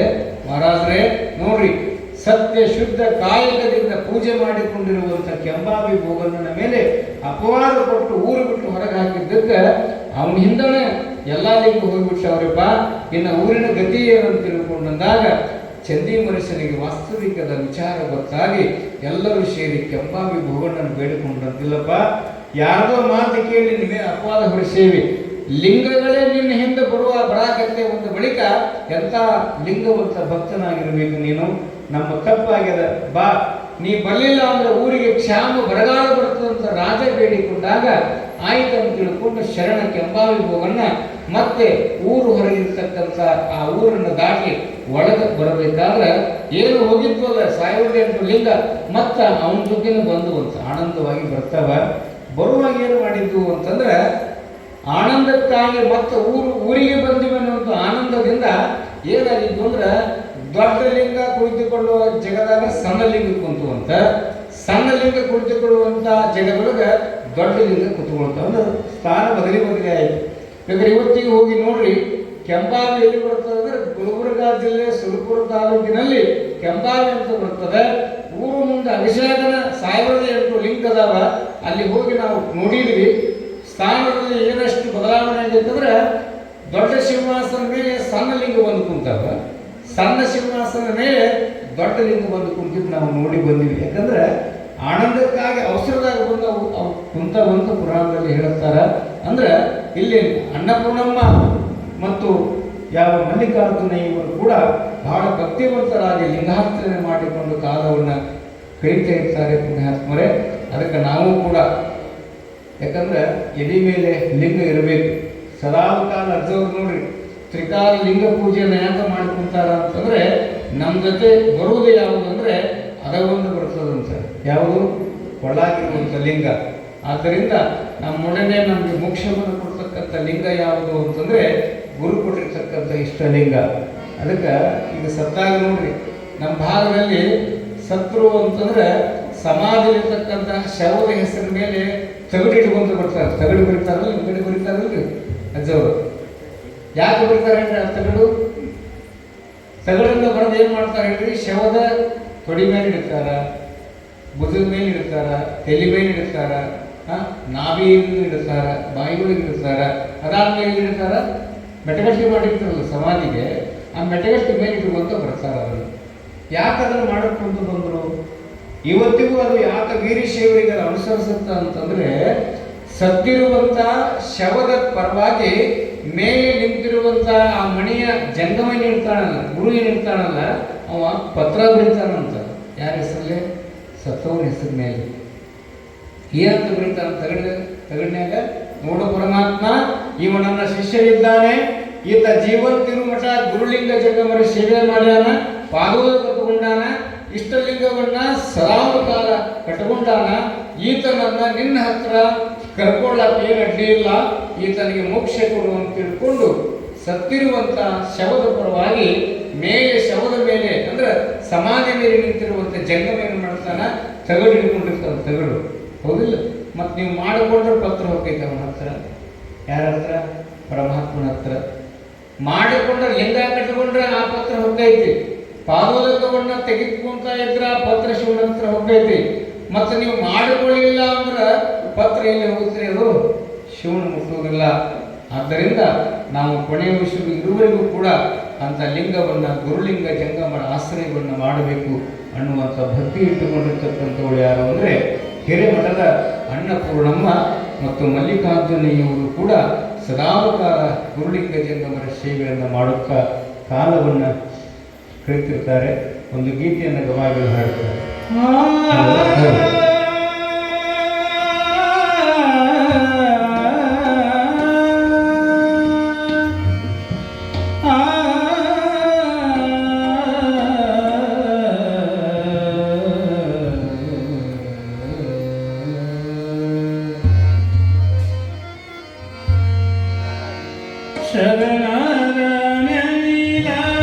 ಸರಗಿಯ ಇಟ್ಟಂಗ ಅರಳ ಮಲ್ಲಿ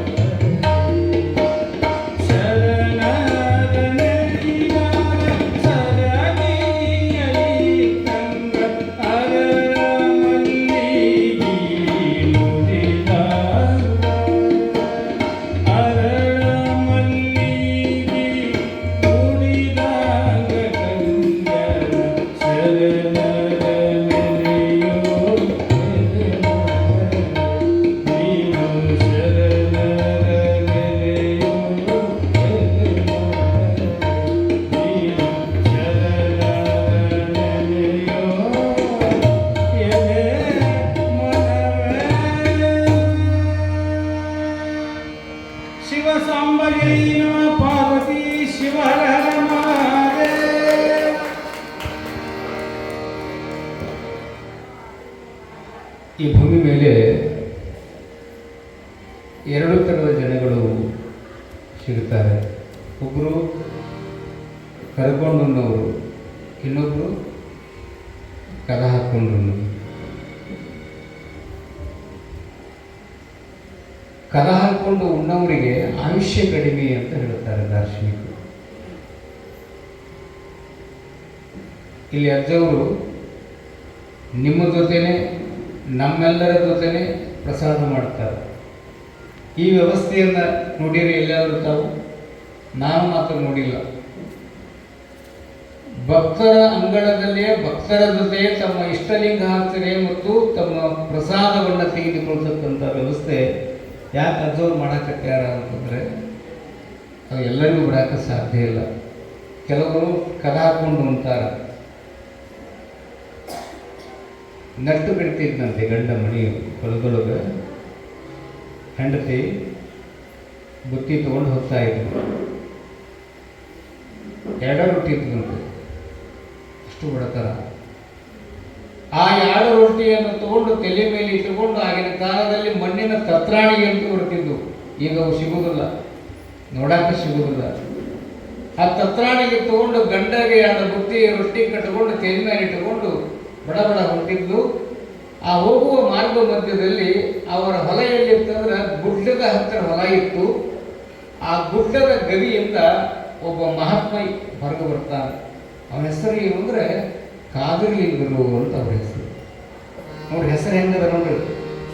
ಕಾದಿರ್ ಅಂದ್ರೆ ಇಸ್ಲಾಮ, ಲಿಂಗ ಅಂದ್ರೆ ಹಿಂದೂ. ಕಾದಿರ್ಲಿಂಗರು ಅಂತ ಮಹಾ ತಪಸ್ವಿಗಳಾಗಿರ್ತಕ್ಕಂಥವ್ರು ಹೊರಗೆ ಬರುವುದಕ್ಕೂ ಈ ಹೆಣ್ಮಗಳು ಬುತ್ತಿ ತಗೊಂಡು ಹೋಗುವುದಕ್ಕೂ ನೆವರಾಗ್ತದೆ. ಆ ಹೆಣ್ಮಗಳನ್ನು ನೋಡಿ ಕಾದರ್ಲಿಂಗರು ಯವ್ವ ಅಂತ ಕೂಗಿದ್ರು. ಈ ಶಬ್ದ ಕೇಳಿದ್ದೇ ಇಲ್ಲ. ಯಾಕೆ? ಮಕ್ಕಳಿಲ್ಲ ಹೆಣ್ಮಗಳಿಗೆ. ಯವ್ವ ಅಂತ ತಿಳ್ಕೊಂಡು ಕೂಗಿದಾಕ್ಷಣ ತಲೆ ಮೇಲಿರುವ ಬುತ್ತಿ ಹೊತ್ಕೊಂಡು ಹೊಳ್ಳಿ ನೋಡ್ತಾಳ. ಯಾರು ಬಂದಿದ್ರು ಹೊರಗೆ ಅಂದ್ರೆ ಕಾದರ್ಲಿಂಗರು ಬಂದಾರ. ನಮ್ಮ ಅಪ್ಪ ಬಂದಾರ ಅಂತ ತಿಳ್ಕೊಂಡು ಯಪ್ಪ ಯಾಕೆ ಒದರಿದಲ್ಲ ಅಂದಾಗ ಯವ್ವ ಹೊಟ್ಟೆ ಭಾಳ ಹಸ್ತದ ಅಂತ ಅಂದ. ಅಯ್ಯೋ ನನ್ನಪ್ಪ ಅಂದಾಕೆ ತತ್ರಾಣಿ ಕೆಳಗಿಟ್ಟು ತಲೆ ಮ್ಯಾಗಿನ ಬುತ್ತಿ ಗಂಟೆ ಇಳ್ಕೊಂಡು ಎರಡು ರೊಟ್ಟಿ ಒಂದಿಷ್ಟು ಖಾರ ಎಣ್ಣೆ ಹಚ್ಚಿದ್ಲು. ಆ ಗಂಟೆ ಹೋಗಿ ಕತ್ತಿದ್ದಲ್ಲಿ ಎರಡು ರೊಟ್ಟಿಯನ್ನ, ಆ ಎರಡು ರೊಟ್ಟಿಯನ್ನು ಕಾದರ್ಲಿಂಗರಿಗೆ ಕೈಯಲ್ಲಿ ಕೊಟ್ಟು ಯಪ್ಪ ಪ್ರಸಾದ ಮಾಡು ಅಂತ ಕೊಟ್ಟು ಕಾದರ್ಲಿಂಗರು ಒಂದೇ ರೊಟ್ಟಿ ತಿಂದು ಇನ್ನೊಂದು ರೊಟ್ಟಿಯನ್ನು ಆ ಹೆಣ್ಮಗಳ ಕೈಯಲ್ಲಿ ಕೊಡ್ತಾರೆ. ಯಪ್ಪ ಅದೊಂದು ತಿನ್ಬೇಕಿಲ್ಲ, ಇಲ್ಲವ ಸಾಕು ಸಾಕು ಅಂತ ತಿಳ್ಕೊಂಡು ಒಂದು ರೊಟ್ಟಿ ಕೊಟ್ಟರು. ಬುತ್ತಿ ಹಳ್ಳಿ ಕಟ್ಕೊಂಡು ಯಪ್ಪ ನಾ ಇನ್ನು ಬರ್ತೀನಿ ಅಂತ ತಿಳ್ಕೊಂಡು ಪಾದಕ್ಕೆ ನಮಸ್ಕಾರ ಮಾಡಿ ಮೇಲೆ ಇಳುವಾಗ ಆ ಹೆಣ್ಮಗಳ ಕಣ್ಣಂಚಿನಿಂದ ನೀರು ಆ ಪಾದಗಳ ಮೇಲೆ ಕಣ್ಣೀರು ಬಿದ್ದಾಗ ಅವಾಗ ಕಾದರ್ಲಿಂಗರು ನೋಡ್ತಾರೆ. ಯಾಕೆ ತಾಯಿ, ಹಸಿದ ಜಂಗ ಮನೆಗೆ ಅನ್ನ ಹಾಕುವಂಥ ವಿಶಾಲ ಹೃದಯವನ್ನು ಹೊಂದಿರುವಂಥ ನಿನ್ನ ಕಣ್ಣೊಳಗೆ ನೀರು ಯಾಕೆ ಬರಾಕತ್ತೇವ ತಾಯಿ ಅಂದಾಗ ಯಪ್ಪ ಏನೇ ಇಲ್ಲ, ಯವ್ವ ಅಂತ ಕೂಗಿದಲ್ಲ ಅದು ನೇರವಾಗಿ ನನ್ನ ಹೃದಯಕ್ಕೆ ಮುಟ್ಟಿತು. ಅದಕ್ಕೆ ಕಣ್ಣಾಗ ನೀರು ಬಂದು ಅಂದಾಗ ಗೊತ್ತಾಯ್ತು ಮಕ್ಕಳಿಲ್ಲ ಅವಳಿಗೆ ಅಂತ ಗೊತ್ತಾಯ್ತು. ಯವ್ವ ಚಿಂತೆ ಮಾಡಕ್ಕೆ ಹೋಗಬೇಡ. ಒಬ್ಬ ಶಿವಯೋಗಿಯ ಹೊಟ್ಟೆಯ ಹಸಿವನ್ನು ನೀಗಿದಂಥ ನಿನ್ನ ಹೊಟ್ಟೆಯೊಳಗೆ ಒಬ್ಬ ಮಹಾತ್ಮ ಹುಟ್ಟಿ ಬರ್ತಾನೆ, ಹೋಗುವಂಥ ಆಶೀರ್ವಾದ ಮಾಡಿ ಕಳಿಸಿದಾಗ ಎಷ್ಟು ಖುಷಿ ಆಯ್ತು ಅವರಿಗೆ. ಆ ಇರುವ ಒಂದೇ ರೊಟ್ಟಿ ತಗೊಂಡು ಬಂದು ಗಂಡನ ಮುಂದೆ ಇಟ್ಟು ಬರ್ರಿ ಹೊತ್ತಾಗಿ ಊಟ ಮಾಡ್ರಿ ಅಂತ ತಿಳ್ಕೊಂಡು ನೆಟ್ಟ ಕಡೆ ಆಗತ್ತಿದ್ದ ಗಂಡ ಒಂದು ರೊಟ್ಟಿಯನ್ನು ಮುಂದಿಟ್ಟು ಕೈ ತೊಳ್ಕೊಳ್ಳೋಕೆ ನೀರು ಹಾಕಿ ರೊಟ್ಟಿ ಕೊಡ್ಬೇಕಾದ್ರೆ ಗಂಡನ ಕೈಯ ರೊಟ್ಟಿ ಕೊಡಾಕತ್ತೇಳ ನಗಾಕತ್ತಿದ್ಲಂತೆ. ನೆನೆಸ್ಕೊಂತಿದ್ದು ಅವ್ರು ಅಂದಿದ್ದು. ಅವಾಗ ಗಂಡ ಅಂತಾನ, ಎಂದೂ ಇವಳ ಮುಖದಲ್ಲಿ ನಗಿ ನೋಡಿಲ್ಲ ನಾನು. ಸದಾವಕಾಲ ಮಕ್ಕಳಿಲ್ಲದ ನೋವಿನಲ್ಲಿ ಕಣ್ಣೀರು ಹಾಕುವಂತ ಇರುವಂತ ಇವತ್ತ್ಯಾಕೆ ನಗಕತ್ತಿ? ಯಾಕಂದ್ರೆ ನಗಾಕತ್ತಿ ಅದ ಏನು ವಿಚಾರ ಅಂತ ಗಂಡ ಕೇಳಿದಾಗ ಏನೇ ಇಲ್ಲ, ಕಾದರ್ಲಿಂಗರು ಗವಿಯಿಂದ ಹೊರಗೆ ಬಂದ್ರು, ಒಂದು ರೊಟ್ಟಿ ಕೊಟ್ಟೆ, ಊಟ ಮಾಡಿ ಆಶೀರ್ವಾದ ಮಾಡಿದ್ರು. ಏನಂತ, ಯವ್ವ ನಿನ್ನ ಗರ್ಭದಲ್ಲಿ ಒಬ್ಬ ಶಿಶು ಹುಟ್ಟಿ ಬರ್ತೈತಂತ ಹೇಳಿದಾಗ ಅದಕ್ಕೆ ನನಗೆ ಆನಂದ ಆಯ್ತು ಅಂತ ಹೇಳಿ ಅಂದಾಗ, ಹುಚ್ಚಿ ನಿನಗಿನ್ನೂ ಮಕ್ಕಳ ಭ್ರಮ ಹೋಗಿಲ್ಲನ ಅಂದ್ರ ಗಂಡ.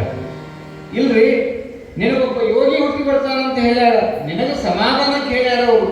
ಇಷ್ಟು ವಯಸ್ಸಾದ ಮೇಲೆ ನನಗಿಷ್ಟು ವರ್ಷ, ನಿನಗಿಷ್ಟು ವಯಸ್ಸಾಗಿದೆ, ಇನ್ನೇನು ಮಕ್ಕಳಕ್ಕ ಬೇಡ, ಜಗತ್ತಿನ ಮಕ್ಕಳನ್ನೇ ನಮ್ಮ ಮಕ್ಕಳಂತ ಭಾವಿಸಿಕೊಂಡು ಬಿಡು, ಇನ್ನೂ ಆ ಭ್ರಮ ಹೋಗಿಲ್ಲ ನಿನಗಂತ ಗಂಡ ಅಂದಾಗ ಆಗ ಅವಳಿಗೆ ಗೊತ್ತಿತ್ತು. ಏನೋ ಗುರುಗಳ ವಾಣಿ ಸುಳ್ಳಾಗುವುದನ್ನಂತ ಗೊತ್ತಿತ್ತು. ಕೆಲವೇ ದಿನಗಳಲ್ಲಿ ಆ ಹೆಣ್ಣು ಮಗಳಿಗೆ ಗರ್ಭ ನಿಲ್ಲುತ್ತದೆ. ಪುಣ್ಯಾತ್ಮರೇ, ಗರ್ಭ ನಿಂತು ಪ್ರಸವ ವೇದನೆ ಕಾಣಿಸಿಕೊಂಡು ಮುಂದೊಂದು ದಿನ ಸರಿಯಾದ ಸಮಯಕ್ಕೆ ಗಂಡು ಮಗುವಿಗೆ ಜನ್ಮವನ್ನು ಕೊಡ್ತಾಳ. ಆ ಮಗು ಬೇರೆ ಯಾರೂ ಅಲ್ಲ, ಅವರೇ ಸಂತ ಶಿಶುನಾಳ ಶರೀಫ ಶಿವಯಾಗಿ ಹುಟ್ಟಿ ಬರ್ತಾರೆ. ಬುದ್ಧಿ ತಗೊಂಡು ಹೋಗಿರ್ತಕ್ಕಂಥವಳು ಯಾರು? ಅಂಜುಮ. ಗಂಡ ಇಮಾಮ್ ಸಾಹೇಬ. ಇವರಿಬ್ಬರು ಯಾರ್ರಿ? ಶರೀಫರ ತಂದೆ ತಾಯಿಗಳು. ನೋಡ್ರಿ, ಒಂದು ರೊಟ್ಟಿ ದಾನ ಮಾಡಿದ್ದಕ್ಕೆ ಶಿವಯೋಗಿ ಹುಟ್ಟಿ ಬರ್ತಾನ ಅಂದ ಬಳಿಕ ಮತ್ತು ನೀವು ಈ ಅಧಿಕ ಮಾಸದ ನಿಮಿತ್ತವಾಗಿ ಸಾಗಿ ಬರುತ್ತಿರುವ ಪುರಾಣ ಕೇಳಾಕ ಬಂದವರ ಬಾಯಿಯೊಳಗೆ ದಾಸೋಹದ ಸೇವೆಯನ್ನು ಮಾಡಕತ್ತೀರಿ ಅಂದ ಬಳಿಕ ನಿಮಗೆ ಅಂತ ಭಾಗ್ಯವನ್ನು ಕಲ್ಪಿಸಿಕೊಟ್ಟಿದ್ದಾರೆ ಶ್ರೀಮಠದ ಗುರುಗಳು. ಆದ್ದರಿಂದ ಪುಣ್ಯಾತ್ಮರೇ, ಇಲ್ಲಿ ಮನೆಗೆ ಬರುವಂಥ ಗುರುಲಿಂಗ ಜಂಗಮರಿಗೆ ತಾವು ಬಡವರಿದ್ರು ಕಡೆ ಅನ್ನಪೂರ್ಣಮ್ಮ ಏನು ಶ್ರೀಮಂತರಿಲ್ಲಕ್ಕೆ ಗಂಡ ಕಾಯ್ಕ ಮಾಡಿಕೊಂಡು ಬರ್ತಿದ್ದ. ನೋಡ್ರಿ, ಕಾಯ್ಕ ಮಾಡಿಕೊಂಡು ಬಂದು ಕರ್ಕೊಂಡು ಅಂತಕ್ಕಂಥ ವ್ಯವಸ್ಥೆ ಹಿರೇಮಠದ ಮಲ್ಲಿಕಾರ್ಜುನಯ್ಯ ಅನ್ನಪೂರ್ಣಮ್ಮನವರು ನಡೆಸ್ತಿದ್ರು. ಅಂತ ಕಡು ಬಡತನದಲ್ಲಿ ಕೂಡ ಜಂಗಮಾರಾಧನೆ, ಗುರುಲಿಂಗ ಪೂಜೆ, ದಾಸೋಹವನ್ನು ಮಾಡ್ತಾ ಕಾಲವನ್ನು ಕಳಿತಕ್ಕಂಥ ವ್ಯವಸ್ಥೆಗೆ ಅವರು ಒಳಗೆ ಹಾಕ್ತಾರೆ. ಅವಳೇನು ಗರ್ಭವನ್ನು ಧರಿಸಿ ಬಯಕೆಯನ್ನು ಹೊತ್ತುಕೊಂಡು ಮಗುವಿಗೆ ಜನ್ಮ ಕೊಡಲಿಲ್ಲ. ಅಯೋನಿಜರು ಅಂತ ಕರೀತಾರೆ. ಅಯೋನಿಜರು ಅಂದರೆ ಯಾರು? ಯೋನಿಯಿಂದ ಬಂದವರಿಗೆ, ತಂದೆ ತಾಯಿಗಳ ಗರ್ಭದಿಂದ ಬಂದವರಿಗೆ ಯೋನಿಯಿಂದ ಬಂದವರು ಅಂತ ಕರೀತಾರ. ಅಯೋನಿಜರು ಅಂತ ಯಾರಿಗೆ ಕರೀತಾರೆ ಅಂದ್ರೆ ಸಾಕ್ಷಾತ್ ಶಿವನೇ ನೇರವಾಗಿ ದರೆಗಿಳಿದಿರ್ತಕ್ಕಂಥ ಮಹಾತ್ಮರಿಗೆ ಅಯೋನಿಜರು ಅಂತ ಕರೀತಾರೆ. ಅಯೋನಿಜರಲ್ಲಿ ಇನ್ನೊಬ್ಬರು ಯಾರಂದ್ರೆ ಯಡಿಯೂರು ಸಿದ್ಧಲಿಂಗೇಶ್ವರರು ಕೂಡ ಅವರು ಅಯೋನಿಜರು. ಅಯೋನಿಜರು ಅಂದ್ರೆ ಏನು? ಯೋನಿಯಿಂದ ಹುಟ್ಟಿದವರಲ್ಲ, ತಂದೆ ತಾಯಿಗಳ ಸಂಪರ್ಕದಿಂದ ಹುಟ್ಟಿ ಬಂದವರಿಗೆ ಅಯೋನಿಜರು ಅಂತ ಕರೆಯುವುದಿಲ್ಲ. ಪುಣ್ಯಾತ್ಮರೇ, ಇಲ್ಲಿ ಮಹಾಂತ ಯಾವುದರಿಂದ ಜಗತ್ತಿಗೆ ಬಂದ ಅಂದರೆ ಸಾಕ್ಷಾತ್ ಶಿವನೇ ಅನ್ನಪೂರ್ಣಮ್ಮನ ಗುಡಿ ಒಳಗೆ ಬೆಳೆದು ಬರ್ತಾ ಇದ್ದಾನೆ. ಆ ಪುಣ್ಯ ಕಾರ್ಯಗಳಲ್ಲಿ ನಾಳಿನ ದಿನ ಶ್ರೀಮಠದಲ್ಲಿ ತೊಟ್ಟಿಲೋತ್ಸವದ ಕಾರ್ಯಕ್ರಮ ನೆರವೇರುವಂಥ ವ್ಯವಸ್ಥೆ ಇರುವುದರಿಂದ ದಯವಿಟ್ಟು ತಾಯಂದರು ಆ ತೊಟ್ಟಿಲೋತ್ಸವಕ್ಕೆ ಬರಬೇಕಾದ್ರೆ ಕುಂಚಿಗೆ, ಕುಲಾಯಿಗಳನ್ನು, ಅಂಗಿ, ಯಾಕಂದ್ರೆ ನಿಮ್ಮ ಇಷ್ಟಾರ್ಥಗಳನ್ನು ನೀವು ನಿಮ್ಮ ಸಂಬಂಧಿಕರ ನಾಮಕರಣಕ್ಕೆ ಹೋಗಬೇಕಾದ್ರೆ ಇನ್ನೆಲ್ಲ ಒಯ್ತಿರಲ್ಲ, ಅದನ್ನೆಲ್ಲವನ್ನು ತೆಗೆದುಕೊಂಡು ಶ್ರೀಮಠದಲ್ಲಿ ಮುಳುಗುಂದದ ಬಾಲೀಲ ಮಹಂತ ಸ್ವಾಮಿಗಳವರ ಜನ್ಮೋತ್ಸವದ ಕಾರ್ಯಕ್ರಮ ನೆರವೇರುವುದರಿಂದ ಅಂಥ ಪುಣ್ಯಮಯವಾಗಿರ್ತಕ್ಕಂಥ ಕಾರ್ಯಕ್ರಮದಲ್ಲಿ ತಾವು ಕೂಡ ಭಾಗಿಯಾಗಿ ತಮ್ಮ ಸೇವೆ ಗುರುಪಾದಕ್ಕೆ ಸಮರ್ಪಣೆ ಆಗಬೇಕು ಅನ್ನುವಂಥ ಮಾತನ್ನು ಇಲ್ಲಿ ಮತ್ತೊಮ್ಮೆ ತಮಗೆಲ್ಲ ತಿಳಿಸಲಾಗ್ತದೆ. ಅಂಥ ಒಂದು ಪುಣ್ಯ ಕಾರ್ಯದಲ್ಲಿ ಮಡಿಯಮ್ಮ ಯಾವ ಅನ್ನಪೂರ್ಣಮ್ಮನ್ನು ಸಹಿತ ಕಾಯಕವ ನಿರತರಾಗಿರ್ತಕ್ಕಂಥವ್ರು ಜಂಗಮ ಸೇವೆಯನ್ನು ಮಾಡ್ಕೊಂತ ಬರ್ತಿದ್ರು. ನೋಡಿ, ಇತಿಹಾಸದಲ್ಲಿ ಮಹಾರಾಜರಂತಕ್ಕಂಥವ್ರು ಸಹಿತ ಜಂಗಮ ಸೇವೆಯನ್ನು ಮಾಡಿದ್ದಾರೆ. ನಮ್ಮ ನಿಮ್ಮದು ಸಾಮಾನ್ಯ ಜನಗಳೆಲ್ಲ ಸಿಂಧು ಬಲ್ಲಾಳ ಅಂತ ಆಗಿ ಹೋಗ್ತಾನೆ ಈ ಭೂಮಿ ಮೇಲೆ. ಸಿಂಧು ಬಲ್ಲಾಳ ಏನು ಮಾಡಿದ್ದ ಅಂದ್ರೆ ತನ್ನ ರಾಜಧಾನಿಯ ದ್ವಾರ ಬಾಗಿಲ ಮುಂದೆ ಒಂದು ಬೋರ್ಡ್ ಹಾಕಿದ್ದಂತೆ, ನಾನು ಜಂಗಮರಿಗೆ ಏನು ಕೇಳ್ತಾರೆ ಎಲ್ಲವನ್ನೂ ಕೊಡ್ತೇನೆ ಅಂತ ಹಾಕಿದ್ದಂತೆ. ಯಾರು? ಸಿಂಧು ಬಲ್ಲಾಳ. ಶಿವ ಆ ಸಿಂಧು ಬಲ್ಲಾಳ ಮಹಾರಾಜನ ಪರೀಕ್ಷೆ ಮಾಡಲಿಕ್ಕೆ ಬರ್ತಾನೆ ಇವತ್ತು ಅರಮನೆಗೆ ಬಂದ ಎಲ್ಲರಿಗೂ ವ್ಯವಸ್ಥೆ ಮಾಡ್ತಾನೆ ರಾಜ. ಯಾರಿಗೆ? ಪರಮಾತ್ಮನ ಸ್ವರೂಪವಾಗಿ ಬಂದ ಜಂಗಮನಿಗೆ ನೀರು ಕಾಸಿದ, ಸ್ನಾನಕ್ಕೆ ವ್ಯವಸ್ಥೆ ಮಾಡಿದ, ಪ್ರಸಾದ ಮಾಡಿ ಕಣಕನಿ ಎಸ್ಕೊಂಡ. ಏನಂದಂತ ಮಹಾರಾಜ, ನಾನಿವತ್ತು ಒಂದಿನ ಅರಮನೆಯೊಳಗೆ ವಸ್ತಿ ಮಾಡ್ತೀನಿ ಅಂದ. ಯಾರು ಬೇಡಂತಾರಪ್ಪ? ಜಂಗಮಪ್ಪಾದ ವಸ್ತಿ ಮಾಡಿದ್ರೆ ಭಾಳ ಖುಷಿ ಆಯಿತು, ಭಾಳ ಚಲೋ ಆದಂತ ವ್ಯವಸ್ಥೆ ಮಾಡಿದ. ಸಂಜೆ ಆಗ್ತಾ ಬಂದಾಗ ಆ ಜಂಗಮನಾಗಿ ಬಂದ ಶಿವ ಏನು ಕೇಳ್ತಾನಂದ್ರೆ, ನೋಡಪ್ಪ, ನೀನು ಜಂಗಮನಿಗೆ ಏನೂ ಇಲ್ಲ ಅಂತ ತಿಳ್ಕೊಂಡು ಬೋರ್ಡ್ ಹಾಕಿ ನೋಡಿ ನಾನು ಬಂದೀನಿ, ನನ್ನೊಂದು ಆಶಯ ಈಡೇರಿಸ್ತೇನೆ ಅಂದಾಗ ಏನು ಬೇಕು ಅಂತ ಜಂಗಮನನ್ನ ಮಹಾರಾಜ ಕೇಳಿದ್ರೆ, ನನಗೆ ಒಬ್ಬ ವೇಸಿಯ ಸಂಘದಲ್ಲಿ ಇರಬೇಕನ್ಸುತ್ತೆ ಅಂತ ಕೇಳಿ. ಯಾರು ಬಂದವರು? ಯಾರು? ಪರಮಾತ್ಮನೇ ಬಂದಾನ, ಪರೀಕ್ಷೆಗೆ ಬಂದಾನ. ಮಹಾರಾಜ ಅಂದ, ಯಾರು ಬಿಡಂತಾರೆ? ಜಂಗಮ ಏನು ಕೇಳ್ತಾನೆ ಎಲ್ಲವನ್ನು ಪೂರೈಸ್ತಕ್ಕಂಥ ಸೇವೆ ನನ್ನ ಪಾಲಿಗೆ ಬಂದದ, ಆಯಿತು ವ್ಯವಸ್ಥೆ ಮಾಡ್ತೇನಂದ. 4 ದಿಕ್ಕಿಗೂ ಮಂತ್ರಿಗಳನ್ನು ಕಳಿಸಿದ, ಹೋಗು ಈ ಭಾಗದಲ್ಲಿ ಯಾವುದಾದ್ರೂ ಹಳ್ಳಿಯ ಗ್ರಾಮ ಪಟ್ಟಣದಲ್ಲಿ ವೇಷಿಯರಿದ್ರೆ ಕರ್ಕೊಂಡು ಬರಬೇಕಂತ ಹೇಳಿದ. ನೋಡಿ, ಅವರು ಮುಂಜಾನೆದ್ದು ಹೋಗಿ ಹುಡುಗಾಡಕತ್ತಿದ್ರೆ ಸಂಜೆ ಆಗುವವರೆಗೂ ಯಾರೂ ಸಿಗಲಿಲ್ಲ. ಯಾಕೆ ಸಿಗಲಿಲ್ಲ? ಪರೀಕ್ಷೆ ನಡೆದಿಲ್ಲ ಜಂಗಮರು. ಅವರು ಬರಿ ಕೈಲೇ ಬಂದು ಮಹಾರಾಜ್ ಅಂತಾರೆ, ಯಾರಾದ್ರೂ ಸಿಕ್ಕರೇನು ಮಹಾರಾಜ್, 4 ದಿಕ್ಕಿಗೆ ಹೋಗಿ 400 ಹಳ್ಳಿಗಳನ್ನು ತಿರುಗಿ ಬಂದ್ರು ಸಹಿತ ಒಬ್ಬ ವೇಷಿಯೂ ನಮಗೆ ಸಿಗಲಿಲ್ಲ ಅಂದಾಗ ಇಲ್ಲಿ ಜಂಗಮ ತೃಪ್ತಿ ಆಗ್ಬೇಕಲ್ರಿ. ಜಂಗಮ ಏನು ಕೇಳ್ತಾನ ಅದನ್ನು ಕೊಟ್ಟಣ ಜಂಗಮ ತೃಪ್ತಿ ಅಂತ ಏನು ವ್ಯವಸ್ಥೆ ಇತ್ತಲ್ಲ, ಹೆಂಗ ಮಾಡೋದಂತ ಬಲ್ಲಾಳ ವಿಚಾರ ಮಾಡುತ್ತಾನ. ಆತನಿಗೆ ಏನು ವಿಚಾರ ಹೊಡೆಯಿತು ಅಂದ್ರೆ, ಜಂಗಮ ತೃಪ್ತಿಯಾಗಿ ನನ್ನ ಅರಮನೆಯಿಂದ ಹೋದ್ರೆ ನನ್ನ ವ್ರತ ಪೂರ್ಣಾಗತಿ ಆಗತ್ತೆ ಅಂತ ತಿಳ್ಕೊಂಡು ಯಾವ ವೇಷನೂ ಸಿಗಲಿಲ್ಲ.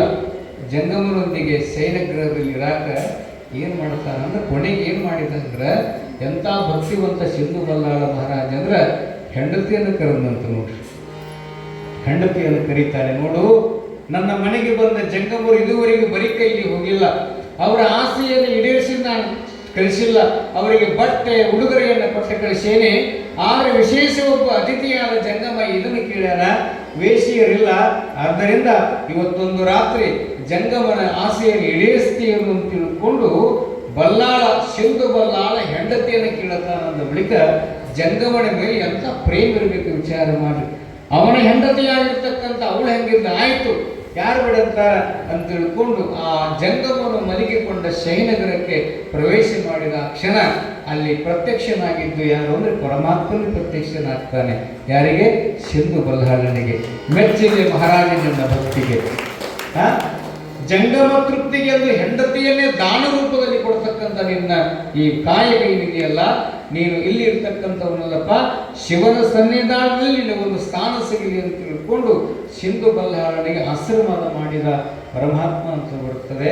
ಕಾರಣ ಏನು ಅಂತಂದ್ರೆ, ಇಲ್ಲಿ ಪ್ರತಿನಿತ್ಯವೂ ಕೂಡ ದಾಸೋಹ ನಡೀತದೆ. ಯಾಕೆ ಮಾಡಬೇಕು ದಾಸೋಹ ಅಂತಂದ್ರೆ, ಶಿವನನ್ನ ಬಂದು ಕೇಳ್ತಾಳ ಯವ, ಲಕ್ಷ ಕೊಟ್ಟು ಕೇಳ್ರಿ. ಶಿವನನ್ನ ಬಂದು ಕೇಳಿದಂತ ಮಕ್ಕಳು ಇದ್ದಿದ್ದಲ್ಲಕಿಗೆ, ಯಪ್ಪ ನನಗೇನಾದ್ರೂ ಗಂಡು ಮಗು ಆಯ್ತಂದ್ರೆ ನಿನಗೊಂದು ಅಂಗಿ ಹೊರಿಸ್ತೇನೆ ಅಂತ ಹೇಳಿದ್ಲಂತ ಶಿವನಿಗೆ. ಶಿವಗೂ ಬಹಳ ಖುಷಿ ಆಗ್ತದಂತ ಕಾಣುತ್ತೆ. ಶಿವನ ಅಂಗಿ ಆದ್ರೆ ಶಿವನಿಗೆ ಡ್ರೆಸ್ಸೇ ಇಲ್ಲ, ಅವಂಗ ಅಂಗಿ ಹೊರಿಸಾಕ ಹೇಳಿಕೆ ಹೆಣ್ಮಗಳು. ಅವನಿಗೂ ಒಂದಿಷ್ಟು ಅಂಗಿ ಹಾಕಬೇಕಂತ ಆಸೆ ಆಗ್ತಾನೆ ಗೊತ್ತಿಲ್ಲ. ಆ ಬೇಡಿದಂತ ಹೆಣ್ಣು ಮಗಳ ಆಸೆಯನ್ನು ಈಡೇರಿಸಿ ಬಿಟ್ಟ ಗಂಡ ಆತ ಅವಳಿಗೆ. ಗಂಡ ಆದ್ಮೇಲೆ ಹೆಣ್ಮಗಳು ಏನ್ ಮಾಡ್ತಾಳೆ, ಶಿವ ಅಂತ ಹೆಸರಿಟ್ಲು. ಶಿವನಿಗೆ ಮುಟ್ಟಿಸಬೇಕಂತ ತಿಳ್ಕೊಂಡು ಅಂಗಿ ತರಕ್ಕೆ ಬರ್ತಾಳೆ. ಇಲ್ಲಿಗೆ ಬೆಳಗಾವಿ ಹೋಗ್ಲಕ್ಕೆ ಅಂಗಿಯನ್ನು ತರಬೇಕಲ್ಲ. ಎಲ್ಲ ಅಂಗಡಿ ಅಡ್ಡಾಡಿ ಕೇಳ್ತಾಳ, ಶಿವನಿಗೆ ಎಷ್ಟು ಅರಿವು ಹೋಗುತ್ರಿ ಅಂತ ಕೇಳ್ತಾಳೆ. ಅವಾಗ ಅಂಗಡಿ ಮಾಲಿಕ್ ಹೇಳಿದಂತ, ಅಲ್ಲವ, ಪಾತಾಳದಿಂದತ್ತ ನಿಮ್ಮ ಶ್ರೀಚರಣ, ಪಾತಾಳದಿಂದತ್ತ ನಿಮ್ಮ ಶ್ರೀಮುಕುಟ, ಅಗಮ್ಯ ಅಗೋಚರ ಅಪ್ರತಿಮವಾಗಿರ್ತಕ್ಕಂಥ ಪರಮಾತ್ಮನಿಗೆ ಅಳಿತಿಲ್ಲ ಆಯಿಲ್ಲ, ಅಂಥವು ಅಂಗಿ ಹೊರಿಸಕ್ಕೆ ಬಂದಿಲ್ಲವ, ನಮ್ಮ ಅಂಗಡಿಗೆ ಎಲ್ಲಿ ಹೋಗಂತ ಕಳಿಸಿದ್ರು. ಎಲ್ಲೂ ಏನು ಮಾಡಬೇಕು, ಶಿವನಿಗೆ ಅಂಗಿ ಹೊರಿಸಬೇಕಾಗ ಬೇಡಿಕೊಂಡ್ರೆ ಅಂತ ತಿಳ್ಕೊಂಡು ಬಂದಾಗ ಎಲ್ಲ ಅಂಗಡಿ ಅಡ್ಡಾಡಲು ಶಿವನಿಗೆ ಅಂಗಿ ಅರಿವಿ ಸಿಗಲಿಲ್ಲ. ಹೊಳೆ ಊರಿಗೆ ಬಿಡ್ತಾಳ. ಆ ಊರಾಗ ಒಬ್ಬ ಅರಿವಿ ಹೊಲಿಯುವಂಥ ಟೈಲರ್ ಇದ್ದ. ವಿಚಾರ ಮಾಡ್ತಾಳಕ್ಕೆ, ಟೈಲರ್ ಹತ್ರ ಎಲ್ಲರ ಇರ್ತದೆ. ಸಣ್ಣ ಹುಡುಗರು ಹೊಲಿತಾರ, ದೊಡ್ಡವರು ಹೊಲಿತಾರ, ಹೆಣ್ಮಕ್ಳು ಹೊಲಿತಾರ. ಏತಮ್ಮ, ನಾನು ಶಿವನಿಗೆ ಬೇಡಿಕೊಂಡೇನೆ, ಶಿವನಿಗೆ ಅಂಗಿ ಹೊಲಿಸಬೇಕಂತ ಮಾಡೀನಿ, ಶಿವನಿಗೆ ಅಳಿತಿಗೆ ಅರಿವು ಎಷ್ಟು ಹೋಗುತ್ತಪ್ಪ ಹೊಲಿದು ಕೊಡು ಅಂತ ಕೇಳಿದ್ರೆ ಅವ್ನು ಭಾಳ ಶೇಣೆ ಇದ್ದವ. ಯಾರು? ಟೈಲರ್. ಏನಂದಂತ, ಯಾವ ಶಿವನಿಗೆ ಅಂಗಿ ಹೊಲಿಸಬೇಕಾಗಲ್ಲ ನೋಡು, ಈ ಮಮದಾಪುರದಲ್ಲಿ ಅಧಿಕ ಮಾಸದ ನಿಮಿತ್ತವಾಗಿ ಪುರಾಣ ಹಚ್ಚಾರ. ಹೌದು ಹಚ್ಚಾರ. 3 ವರ್ಷಕ್ಕೊಮ್ಮೆ ಹಚ್ತಾರ. ಯಾರು ಬಂದಾರಲ್ಲಿ ಮೂಢಾನುಷ್ಠಾನಕ್ಕೆ ಯಾರದಾರ? ಕಲ್ಯಾಣದ ಜಮಖಂಡಿ ಮಠದ ಪರಮ ಪೂಜ್ಯರಾಗಿರ್ತಕ್ಕಂಥ ಸಡಸ್ಥಲ ಬ್ರಹ್ಮ ಗೌರಿಶಂಕರ ಶಿವಾಚಾರ್ಯ ಮಹಾಸ್ವಾಮಿಗಳದಾರಲ್ಲ, ಅವ್ರನ್ನ ಹೋಗಿ ಕೇಳು, ಅವ್ರು ನಿನಗೆ ಉತ್ತರ ಹೇಳ್ತಾರಂತ ತಿಳ್ಕೊಂಡು. ಅಂದ್ರೆ ಆ ಹೆಣ್ಮಗಳು ಪುರಾಣಕ್ಕೆ ಬಂದು ಪುರಾಣ ಕೇಳಿ ಪ್ರಸಾದ ಮಾಡಿ ಹೋಗೋ ಮುಂದೆ ಆ ಶಿವಾಚಾರ್ಯನ ಕೇಳ್ತಾಳ, ಯಪ್ಪ ಶಿವನಿಗೆ ಅಂಗಿ ಹೊರಿಸ್ಬೇಕಂತ ಮಾಡೀನಿ, ಅದಕ್ಕೆ ಮಾರ್ಗ ಹೆಂಗೆ ಹೇಳಂತಂದಾಗ ಅವಾಗ ಅವ್ರು ಏನಂತಾರಂತಂದ್ರೆ, ನೋಡವ, ನೀನು ಶಿವನಿಗೆ ಅಂಗಿ ಹೊರಿಸ್ಬೇಕಲ್ಲ, ಶಿವನಿಗೆ ನೀನು ಹರಕೆ ಮುಟ್ಟಿಸ್ಬೇಕಲ್ಲ, ಇಷ್ಟು ಮಾಡು. ಏನು ಮಾಡಲಿಪ್ಪ ಅಂದಾಗ, ನಿಮ್ಮ ಊರಿನ ಮಮದಾಪುರದ ಮೌನ ಮಲ್ಲಿಕಾರ್ಜುನ ಅಪ್ಪಂಗಳವರು ಅಲ್ಲ, ಅವರಿಗೆ ಒಂದು ಜೊತೆ ಅರಿವಿ ತಂದು ಕೊಟ್ಟುಬಿಡು, ಶಿವನಿಗೆ ನೀನು ಅಂಗಿ ಹೊರಿಸ್ದಂಗೆ ಆಗತ್ತಂತ ಅವ್ರು ಹೇಳಿದ್ರು. ಅವಾಗ ಹೆಣ್ಮಗಳು ಭಾಳ ವಾದ ಮಾಡೋದು ಹೆಣ್ಮಗಳು ಇರ್ಲಿಕ್ಕೆ, ಅಲ್ರಿ ನಾ ಬೇಡಿಕೊಂಡಿದ್ದು ಶಿವನಿಗೆ, ನಮ್ಮೂರು ಗುರುಗಳಿಗೆ ಅಂಗಿ ಕೊಟ್ಟರೆ ಹೆಂಗೆ ಮುಟ್ಟಿದ್ರಿ ಅಂತ ಕೇಳ್ತಾಳ. ನಿನ್ನ ಮಗ ಎಲ್ಲದ ಅಂತ ಕೇಳಿದ್ರು. ಒದ್ದವರು ಮನ್ಯಾಗ ಅದಾರ. ಎಷ್ಟು ವರ್ಷದವ? ಯಪ್ಪ 1.5 ವರ್ಷದವ. ಏನು ಅಂತಾನೀಗ ಯಪ್ಪ ಒಂದಿಷ್ಟು ಅನ್ನ ಹಾಲು ತುಪ್ಪ ಕಲಿಸಿಕೊಟ್ರೆ ತಾನ ಹಗರು ಉಣ್ಣಾಕ ಕಲ್ತಾನೆ ಈಗ ಅಂತ ಹೇಳಿದ್ಲಕ್ಕೆ.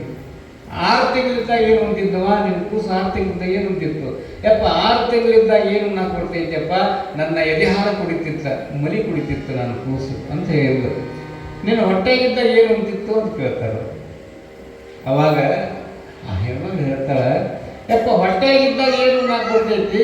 ನಾ ಏನು ಉಂಟಿದ್ನಲ್ಲ ಅದ ನನ್ನ ಮಗುವಿಗೆ ಆಹಾರ ರೂಪವಾಗಿ ಹೊಕ್ಕಿತ್ತು ಅಂತ ಅವಳು ಹೇಳಿದಾಗ, ನೋಡು ನೀನು ಉಂಡಾಗ ಹೆಂಗ ನೀನು ಉಂಡಿರುವ ಆಹಾರ, ನೀನು ಕುಡಿದಿರುವ ನೀರು, ನೀನು ತೃಪ್ತಿಯಾದ ಮೇಲೆ ಮಗುವಿಗೆ ಹೆಂಗ ಒಳಗಡೆ ವ್ಯವಸ್ಥೆ ಮಾಡ್ತಾನಲ್ಲ ಭಗವಂತ, ಹಂಗ ಜಂಗಮನುಂಡರೆ ಕೂಡಲ ಸಂಗಮನುಂಡಂತೆ ಅದಕ್ಕೆ ಯೋಗಿಗೆ ನಿನ್ನ ಅರಿವಿಯನ್ನು ಕೊಡುವಂತ ಅವ್ರು ಹೇಳಿ ಕಳಿಸ್ತಾರ. ಅದಕ್ಕೆ ಹೇಳುವ ತಾತ್ಪರ್ಯ ಏನು ಅಂತಂದ್ರೆ, ಲಿಂಗದ ಮುಖವೇ ಜಂಗಮ ಅಂತ ಹೇಳ್ತಾನೆ ಬಸವಣ್ಣ. ಲಿಂಗದ ಮುಖ ಯಾವುದು? ಲಿಂಗದ ಮುಖ ಯಾವುದು ಅಂತಂದ್ರೆ ಜಂಗಮ, ಶಿವಯೋಗಿ.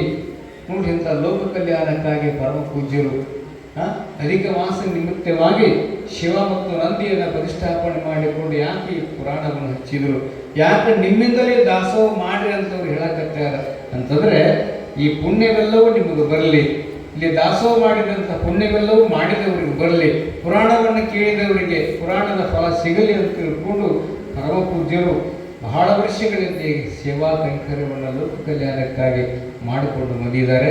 ಆದ್ದರಿಂದ ತಾವು ಕೂಡ ನಾಳಿನ ದಿನ ಪುರಾಣಕ್ಕೆ ಬರಬೇಕಾದ್ರೆ ಯಾವ ಗುಗ್ರಿ ತೊಗೊಂಡು ಬರಬೇಕು. ಗುಗ್ರಿ ಯಾಕೆ ತರಬೇಕು ಅನ್ನೋದು ನಾಳೆಗೆ ಹೇಳ್ತೀವಿ. ಕುಂಚಿಗೆ ತೊಗೊಂಡು ಬರಬೇಕು. ಕುಂಚಿಗೆನೇ ಯಾಕೆ ತೊಗೊಂಡು ಬರಬೇಕು ಅನ್ನೋದು ಹೇಳ್ತೀವಿ. ಯಾರಾದರೂ ನಿಮ್ಮ ಸಂಕಲ್ಪ ಇದ್ದರೆ ಲಿಂಗದಕಾಯಿ ತೊಗೊಂಡು ಬರ್ರಿ, ಉಡ್ದಾರ, ಆಲಗಡಗ, ಅಂಗಿ. ಯಾಕಂದ್ರೆ ಇವೆಲ್ಲವೂ ಶಿಶುಗಳ ಸಾಂಕೇತಿಕವಾಗಿರ್ತಕ್ಕಂಥದ್ದು. ಅದಕ್ಕೆ ನಾಳೆ ಬರಬೇಕಾದ್ರೆ ಇಂಥ ಒಂದು ಪುಣ್ಯ ಕಾರ್ಯಗಳಲ್ಲಿ ತಮ್ಮ ಭಕ್ತಿಯೂ ಕೂಡ ಗುರುವಿನ ಪಾದಕ್ಕೆ ಸಲ್ಲಬೇಕು ಅನ್ನುವಂಥ ವ್ಯವಸ್ಥೆಯನ್ನು ಹೇಳ್ತಾ, ನಾಳೆಗೆ ಎಲ್ಲ ತಾಯಿಯಂದರು ಉಡಿಯನ್ನು ತುಂಬಿಕೊಂಡು ಅವನಿಗೆ ಏನಂತ ಹೆಸರಿಡ್ತಾರೆ ಅಂದ್ರೆ ಮಹಂತ ಯೋಗಿಗಳ ಆಶೀರ್ವಾದದಿಂದ ಜೋಳಿಗೆಯಾಗಿ ಹುಟ್ಟಿ ಬಂದಿದ್ದಕ್ಕೆ ಆತನಿಗೆ ಮಹಂತ ಅನ್ನುವಂಥ ಹೆಸರನ್ನು ನಾಳೆಗೆ ಎಲ್ಲ ತಾಯಿಯಂದರು ಸೇರಿ ಅಲ್ಲಿ ಆಲಮಟ್ಟಿ ಒಳಗೆ ಅಲ್ಲಿ ಹೆಸರಿಟ್ರೆ, ಇಲ್ಲಿ ಗೋಕಾಕ್ ತಾಲೂಕಿನ ಬೆಳಗಾವಿ ಜಿಲ್ಲೆ ಬಂಧಾಪುರದ ಶ್ರೀಮಠದಲ್ಲಿ ಮತ್ತೊಮ್ಮೆ ಮಹಂತನಿಗೆ ನಾಮಕರಣವನ್ನು ಮಾಡುವಂಥ ಕಾರ್ಯಕ್ರಮ ನಮ್ಮ ನಿಮ್ಮೆಲ್ಲರ ಸೌಭಾಗ್ಯದ ರೂಪದಲ್ಲಿ ಅದು ಬಂದಿದ್ದರಿಂದ ದಯವಿಟ್ಟು ತಾಯಿಯವರು ನಾಳೆಗೆ ಹೆಚ್ಚಿನ ಸಮಯದಲ್ಲಿ ಬಂದು ಈ ಒಂದು ಕಾರ್ಯಕ್ರಮವನ್ನು ತಾವು ಗೊಳಿಸಬೇಕು ಅನ್ನುವಂಥ ಮಾತನ್ನು ಇಲ್ಲಿ ಮತ್ತೊಮ್ಮೆ ತಮಗೆಲ್ಲ ತಿಳಿಸ್ತಾ, ಇನ್ನು ಮುಂದಿನ ಕಾರ್ಯವನ್ನು ನಮ್ಮ ಮಂಜುನಾಥೇಶ್ವರರು ನಡೆಸಿಕೊಡಬೇಕು. ತಾವೆಲ್ಲರೂ ನಾಳೆಗೆ ಸರಿಯಾದ ಸಮಯಕ್ಕೆ ಈ ಒಂದು ಕಾರ್ಯಕ್ರಮದಲ್ಲಿ ತೊಟ್ಟಿಲೋತ್ಸವದಲ್ಲಿ ಭಾಗಿಯಾಗಬೇಕು ಅನ್ನುವಂಥ ಮಾತನ್ನು ತಿಳಿಸ್ತಾ, ಎಲ್ಲರಿಗೂ ಶುಭವಾಗಲಿ. ಶ್ರೀಗಳ ಆಶೀರ್ವಾದ ಸದಾಕಾಲ ನಮ್ಮ ನಿಮ್ಮೆಲ್ಲರ ಮೇಲೆ ಇರಲಿ ಅನ್ನುವಂಥ ಮಾತನ್ನು ತಿಳಿಸ್ತಾ ಮುಂದಿನ ಕಾರ್ಯವನ್ನು ಶರಣರು ನಡೆಸಿಕೊಡಬೇಕು. ನಮ್ಮೆಲ್ಲರಿಗೆ ಪುರಾಣ ಪ್ರವಚನದ ಸುದ್ದಿಯನ್ನು ಮನಪಡಿಸಿರತಕ್ಕಂತಹ ಶಲ್ವಡಿಯ ಹದುಳ ಹೃದಯದ ಪೂಜ್ಯರಾಗಿರ್ತಕ್ಕಂತಹ ವೀರಯ್ಯ ಶಾಸ್ತ್ರಿಗಳವರು ಚರಿತ್ರೆ ಮಠಗಳಲ್ಲಿ ಅನಂತ ಕೃತಜ್ಞತಾಪೂರ್ವಕ ಶರಣಾರ್ಥಿಗಳನ್ನು ಸಲ್ಲಿಸ್ತಾ, ಇನ್ನು ಮುಂದೆ ಪರಮ ಪೂಜ್ಯರಾಗಿರ್ತಕ್ಕಂತಹ ಗೌರಿಶಂಕರ ಶಿವಾಚಾರ್ಯ ಮಹಾಸ್ವಾಮೀಜಿಯವರ ಪಾದಪೂಜಾ ಕಾರ್ಯಕ್ರಮ ನಡೆಯುತ್ತದೆ.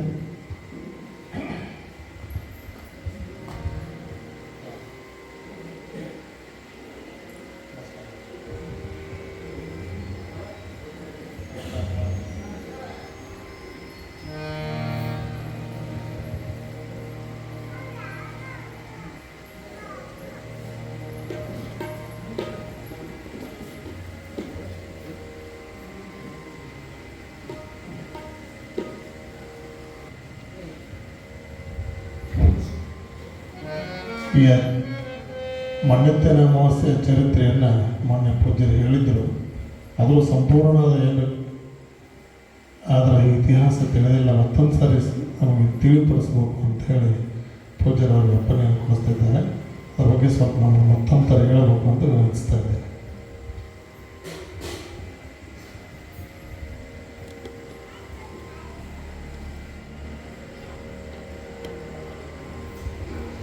ಶಿವ ಸಾಂಭಜೇ ನಮ ಪಾರ್ವತಿ ಶಿವ ಹರ ಹರ. ಜಗಜ್ಯೋತಿ ಬಸವೇಶ್ವರ ಮಹಾರಾಜ ಕಿ, ಯಡಿಯೂರ ಸಿದ್ಧಲಿಂಗೇಶ್ವರ ಮಹಾರಾಜ ಕಿ. ಮೌನ ಮಲ್ಲಿನಾಥೇಶ್ವರ ಮಹಾರಾಜಕ್ಕೆ, ಇಷ್ಟಂದ್ರೂ ಹಿಂದೆ ಸುಮ್ಮನ ಕುಂತವ್ರ ಮಹಾರಾಜಕ್ಕೆ. ಯಾರ ಅಂಗಳದಾಗ ಕುಂತೀವಿ ಹೇಳ್ರಿ? ಎಲ್ಲಿ ಕುಂತೀವಿ ನಾವು? ಶಿವನ ಕೈಲಾಸ. ಮತ್ತು ಕೈಲಾಸದಲ್ಲಿ ಕುತ್ಕೊಂಡೇ ಆ ಶಿವನನ್ನು ನಾವು ಸ್ಮರಣೆ ಮಾಡಲಿಲ್ಲ ಅಂತಂದರೆ ದಯವಿಟ್ಟು ಇನ್ನೊಮ್ಮೆ ಜೋರಾಗಿ ಶಿವ ಸಾಂಬಜೇ ನಮಃ.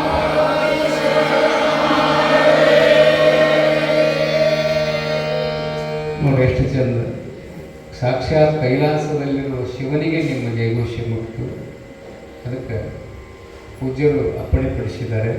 ಅದು ನನ್ನ ಸೌಭಾಗ್ಯ. ಮತ್ತೊಮ್ಮೆ ಆ ನುಡಿ ನೈವೇದ್ಯವನ್ನು ಗುರುಪಾದಕ್ಕೆ ಸಲ್ಲಿಸ್ತಾ ಇದ್ದೇನೆ. ಒಂದನೇ ದಿನ 17ನೇ ತಾರೀಕಿನಂದು ಅಧಿಕ ಮಾಸ ನಿಮಿತ್ತವಾಗಿ ಬಾಲಲೀಲ ಮಹಂತ ಸ್ವಾಮಿಗಳವರ ಪುರಾಣ ಪ್ರಾರಂಭ ಆಯಿತು. ಅದು ನನಗೆ ಇಲ್ಲಿ ಬಂದ ಮೇಲೆ ಗೊತ್ತಾಯಿತು, ಅಲ್ಲಿ ಮಟ್ಟ ಗೊತ್ತಿರಲಿಲ್ಲ. ಪಾಡ್ಯದ ದಿನ ಪರಮ ಪೂಜ್ಯರು ಶಿವ ಮತ್ತು ನಂದಿಯನ್ನು ಪ್ರತಿಷ್ಠಾಪನೆಯನ್ನು ಮಾಡಿ ಅದಕ್ಕೆ ದಂಪತಿಗಳಿಂದಲೇ ಪೂಜೆಯನ್ನು ಮಾಡಿ ಅದರ ಫಲ ಆ ಕುಟುಂಬಕ್ಕೆ, ಪುರಾಣಕ್ಕೆ ಬಂದಿರತಕ್ಕಂಥ ಭಕ್ತವರ್ಗಕ್ಕೆ ಸಲ್ಲಬೇಕು ಅನ್ನುವಂಥ ಉದ್ದೇಶದಿಂದ ಪರಮ ಪೂಜ್ಯರು ಇಲ್ಲಿ ಶಿವ ಮತ್ತು ನಂದಿಯನ್ನು ಪ್ರತಿಷ್ಠಾಪನೆ ಮಾಡಿದ್ದಾರೆ. ಯಾಕೆ ಮಾಡಿದ್ದಾರೆ ಹೇಳಿ? ಅವರ ದೂರದೃಷ್ಟಿ ಎಷ್ಟು ದೊಡ್ಡದು ಅಂತಂದರೆ ಯಾರಿಗೂ ಕಲ್ಪನೆ ಆಗ್ತಾ ಇಲ್ಲ, ನಮಗೂ ಇಲ್ಲ, ಯಾರಿಗೂ ಇಲ್ಲದು. ಆದರೆ ಆ ಮಹಾತ್ಮರ ದೂರದೃಷ್ಟಿ ಎಷ್ಟು ವೇಗವಾಗಿ ಸಂಚಾರ ಮಾಡ್ತಿರ್ತದೆ ಕಲ್ಯಾಣಕ್ಕಾಗಿ ಅಂತಂದರೆ, ಇಲ್ಲಿ ಈಶ್ವರ ಮತ್ತು ನಂದಿಯನ್ನು ಯಾಕೆ ಪ್ರತಿಷ್ಠಾಪನೆ ಮಾಡಿ ಅದು ನಿಮ್ಮ ಕಡೆಯಿಂದ ಪೂಜೆ ಮಾಡಿಸ್ತಾರೆ ಅಂತಂದರೆ, ನಾನು ಮೊನ್ನೆ ಹೇಳಿದ್ದೇನೆ, ಈ ಭೂಮಿ ಮೇಲೆ 24 ಹಬ್ಬಗಳು ಬರ್ತದೆ. ಕೃಷ್ಣ ಪಕ್ಷಕ್ಕೆ 12, ಶುಕ್ಲ ಪಕ್ಷಕ್ಕೆ 12. ಅದರೊಳಗೆ ಕಾರ ಹುಣ್ಣಿಮೆ ಮತ್ತು ಈಗ ಬರುವುದೇ ಕಾರ ಹುಣ್ಣಿಮೆ 15 ದಿನ ಆದ ಮೇಲೆ ಕಾರ ಹುಣ್ಣಿಮೆ ಬರ್ತದೆ. ಕಾರ ಹುಣ್ಣಿಮೆ ಆದ 15 ದಿನಕ್ಕೆ ಯಾಕೆ ಬರ್ತದೇವ? ಮಣ್ಣೆತ್ತಿನ ಅಮಾವಾಸ್ಯೆ. ಈ ಮಣ್ಣೆತ್ತಿನ ಅಮಾವಾಸ್ಯೆಯನ್ನು ಯಾಕೆ ಮಾಡ್ತಿದ್ವಿ ಅಂತ ನಮಗೆ ಗೊತ್ತೇ ಇರಲಿಲ್ಲ. ಸಣ್ಣವರಿದ್ದಾಗ ಕೆರೆಗೆ ಹೋಗಿ ಅರಳು ತಗೊಂಡು ಬಂದು 2 ಎತ್ತಿನ ಮಾಡಿ ಬಾದ್ಲಿ ಮಾಡಿ ಮನೆಯಾಗ ಪೂಜೆ ಮಾಡ್ತಿದ್ರು. ಸಂಜೆ ಮುಂದೆ ನಮ್ಮ ಕೈಯಾಗ ಕೊಡ್ತಿದ್ರು. ಅವನು ಹಿಡ್ಕೊಂಡು ಊರು ತುಂಬ ಬೆರೆಸಿ ಕೆರೆಯಾಗ ಹೋಗೋದು ಬಿಡ್ತಿದ್ರು ನಾವು ಸಣ್ಣವರಿದ್ದಾಗ. ಆಗ ನಮ್ಮ ಹಿರಿಯರು ಏನನ್ನ ಮಾಡಿದಾರಲ್ಲ ಅದಕ್ಕೆಲ್ಲದಕ್ಕೂ ಒಂದು ಅದ್ಭುತವಾದ ಅರ್ಥವಾಗಿರ್ತಕ್ಕಂಥದ್ದನ್ನು ವ್ಯವಸ್ಥೆ ಮಾಡಿದ್ದಾರೆ.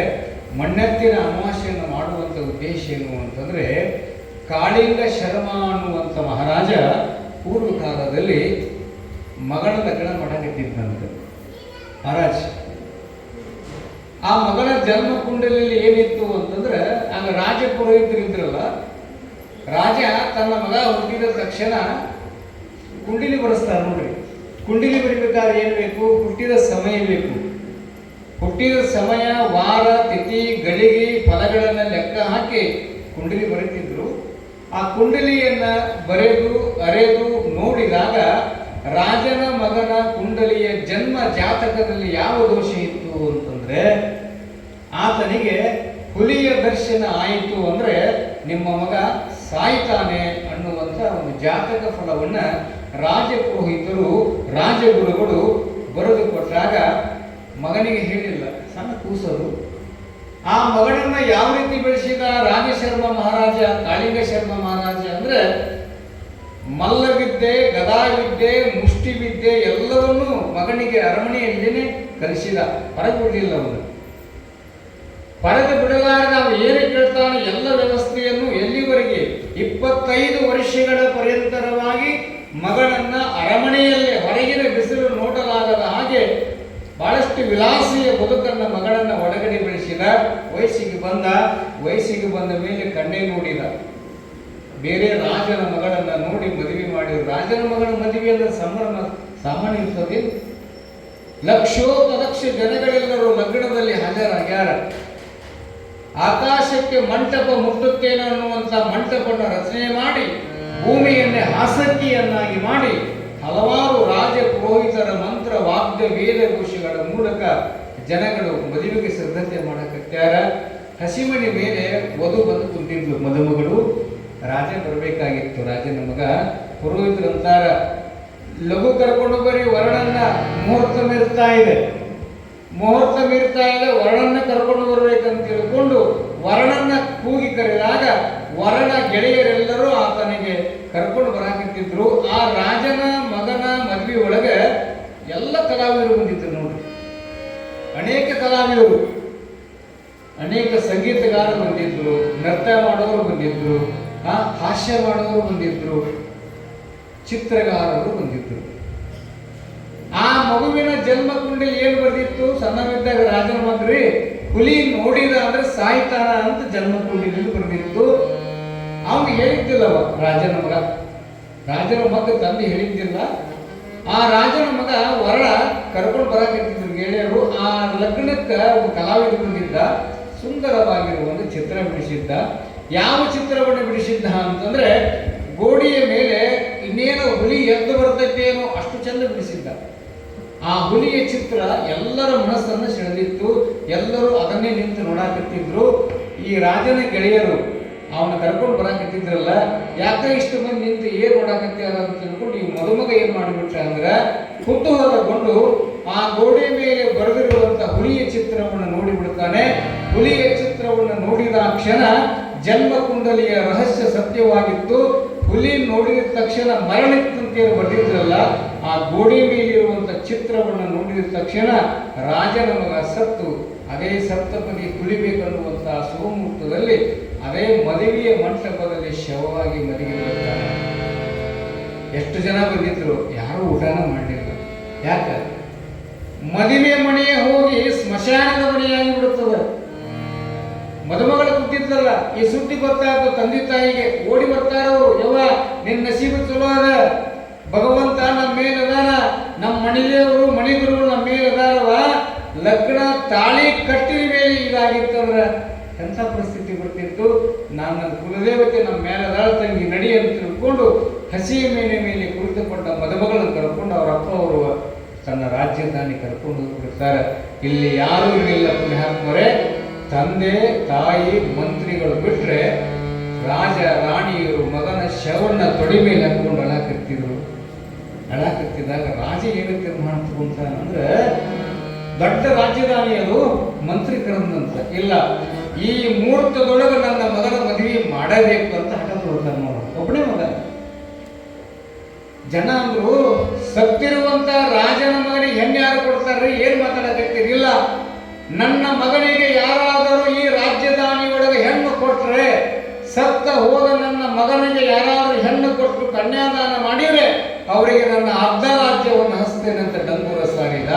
ಈ ಡಂಗುರವನ್ನು ಕೇಳಿದವರು ಕೆಲವರು ನಕ್ಕರು, ಕೆಲವರು ಸಿಟ್ಟಿಗೆದ್ರು. ಆದ್ರೆ ನೆನಪಿರಲಿ, ಆ ರಾಜಧಾನಿ ಒಳಗೆ ಒಬ್ಬ ಬಡ ದಂಪತಿಗಳಿಗೆ 7 ಜನ ಹೆಣ್ಣು ಮಕ್ಕಳು. ಬಡತನ, 7 ಮಂದಿ ಹೆಣ್ಮಕ್ಳು ಇದ್ರು. ಒಂದೊಂದು ರೊಟ್ಟಿಯನ್ನು ಒಂದೊಂದು ಭಾಗವನ್ನು ಮಾಡಿ ತಿನ್ನುವಂತ ಕೊಡು ಬಡತನದಲ್ಲಿರುವಂತ ಆ ಮಣಿಯ ತಂದೆ ಈ ಡಂಗುರವನ್ನು ಕೇಳಿಸಿಕೊಂತಾನ. ಹಿರಿಯ ಮಗಳು ಚೆನ್ನಮ್ಮ ಅಂತ ಅವನ ಮಗಳು. ಹಿರಿಯ ಮಗಳು ಕುತ್ಕೊಂಡಿದ್ರು ಮಣಿಯೊಳಗ. ತಂಗಿ, ಗಾಳಿಯ ಅಲೆಗಳಿಗೆ ಆ ಡಂಗುರದ ಶಬ್ದ ಕೇಳಕತ್ತೈತೆ ನಿನಗೆ? ಹೌದಪ್ಪ, ಕೇಳಕತ್ತಿದ. ಏನಂತ ಕೇಳಿಸಿಕೊಂಡಿವ? ಸತ್ತ ರಾಜನ ಮಗಳಿಗೆ ಯಾರಾದ್ರೂ ಮದುವೆ ಮಾಡಿಕೊಂಡ್ರೆ ಅವರಿಗೆ ರಾಜ್ಯವನ್ನು ಕೊಡ್ತಾರಂತ ಅನ್ನಕತ್ಯಾರ ಮಹಾರಾಜ. ಅಂದಾಗ ಯವ್ವ, ಯಾವ ತಂದೆನೂ ಯಾವ ಮಗಳಿಗೂ ಹೇಳದಂತ ಒಂದು ಮಾತು ಹೇಳ್ತೀನಿ ತಂಗಿ, ಕ್ಷಮೆ ಇರಲಿ. ಅಪ್ಪ ಏನು ಹೇಳು? ಯವ್ವ ನೋಡು, ನಿನ್ನ ಹಿಡಿದು 7 ಮಂದಿ ಮಕ್ಕಳದಾರ ನನಗೆ, ಹೆಣ್ಣು ಮಕ್ಕಳು. ನಿನಗೆ ಮದುವೆ ಆಗಿಲ್ಲ ಅಂತ ತಿಳ್ಕೊಂಡು ಉಳಿದ 6 ನಿನ್ನ ತಂಗಿಯರಿಗೆ ಕಂಕಣ ಬಾಕಿ ಬಂದಿಲ್ಲವ. ನೀನು ಗಟ್ಟಿ ಮನಸ್ಸು ಮಾಡಿ ಈ ತಂದೆ ಹಿಂಗ ಅನ್ನಕತ್ತಾನಂತ ತಿಳ್ಕೋಬೇಡವ. ನನ್ನ ಮಣಿ ಪರಿಸ್ಥಿತಿ ಹಿಂಗದ ತಂಗಿ.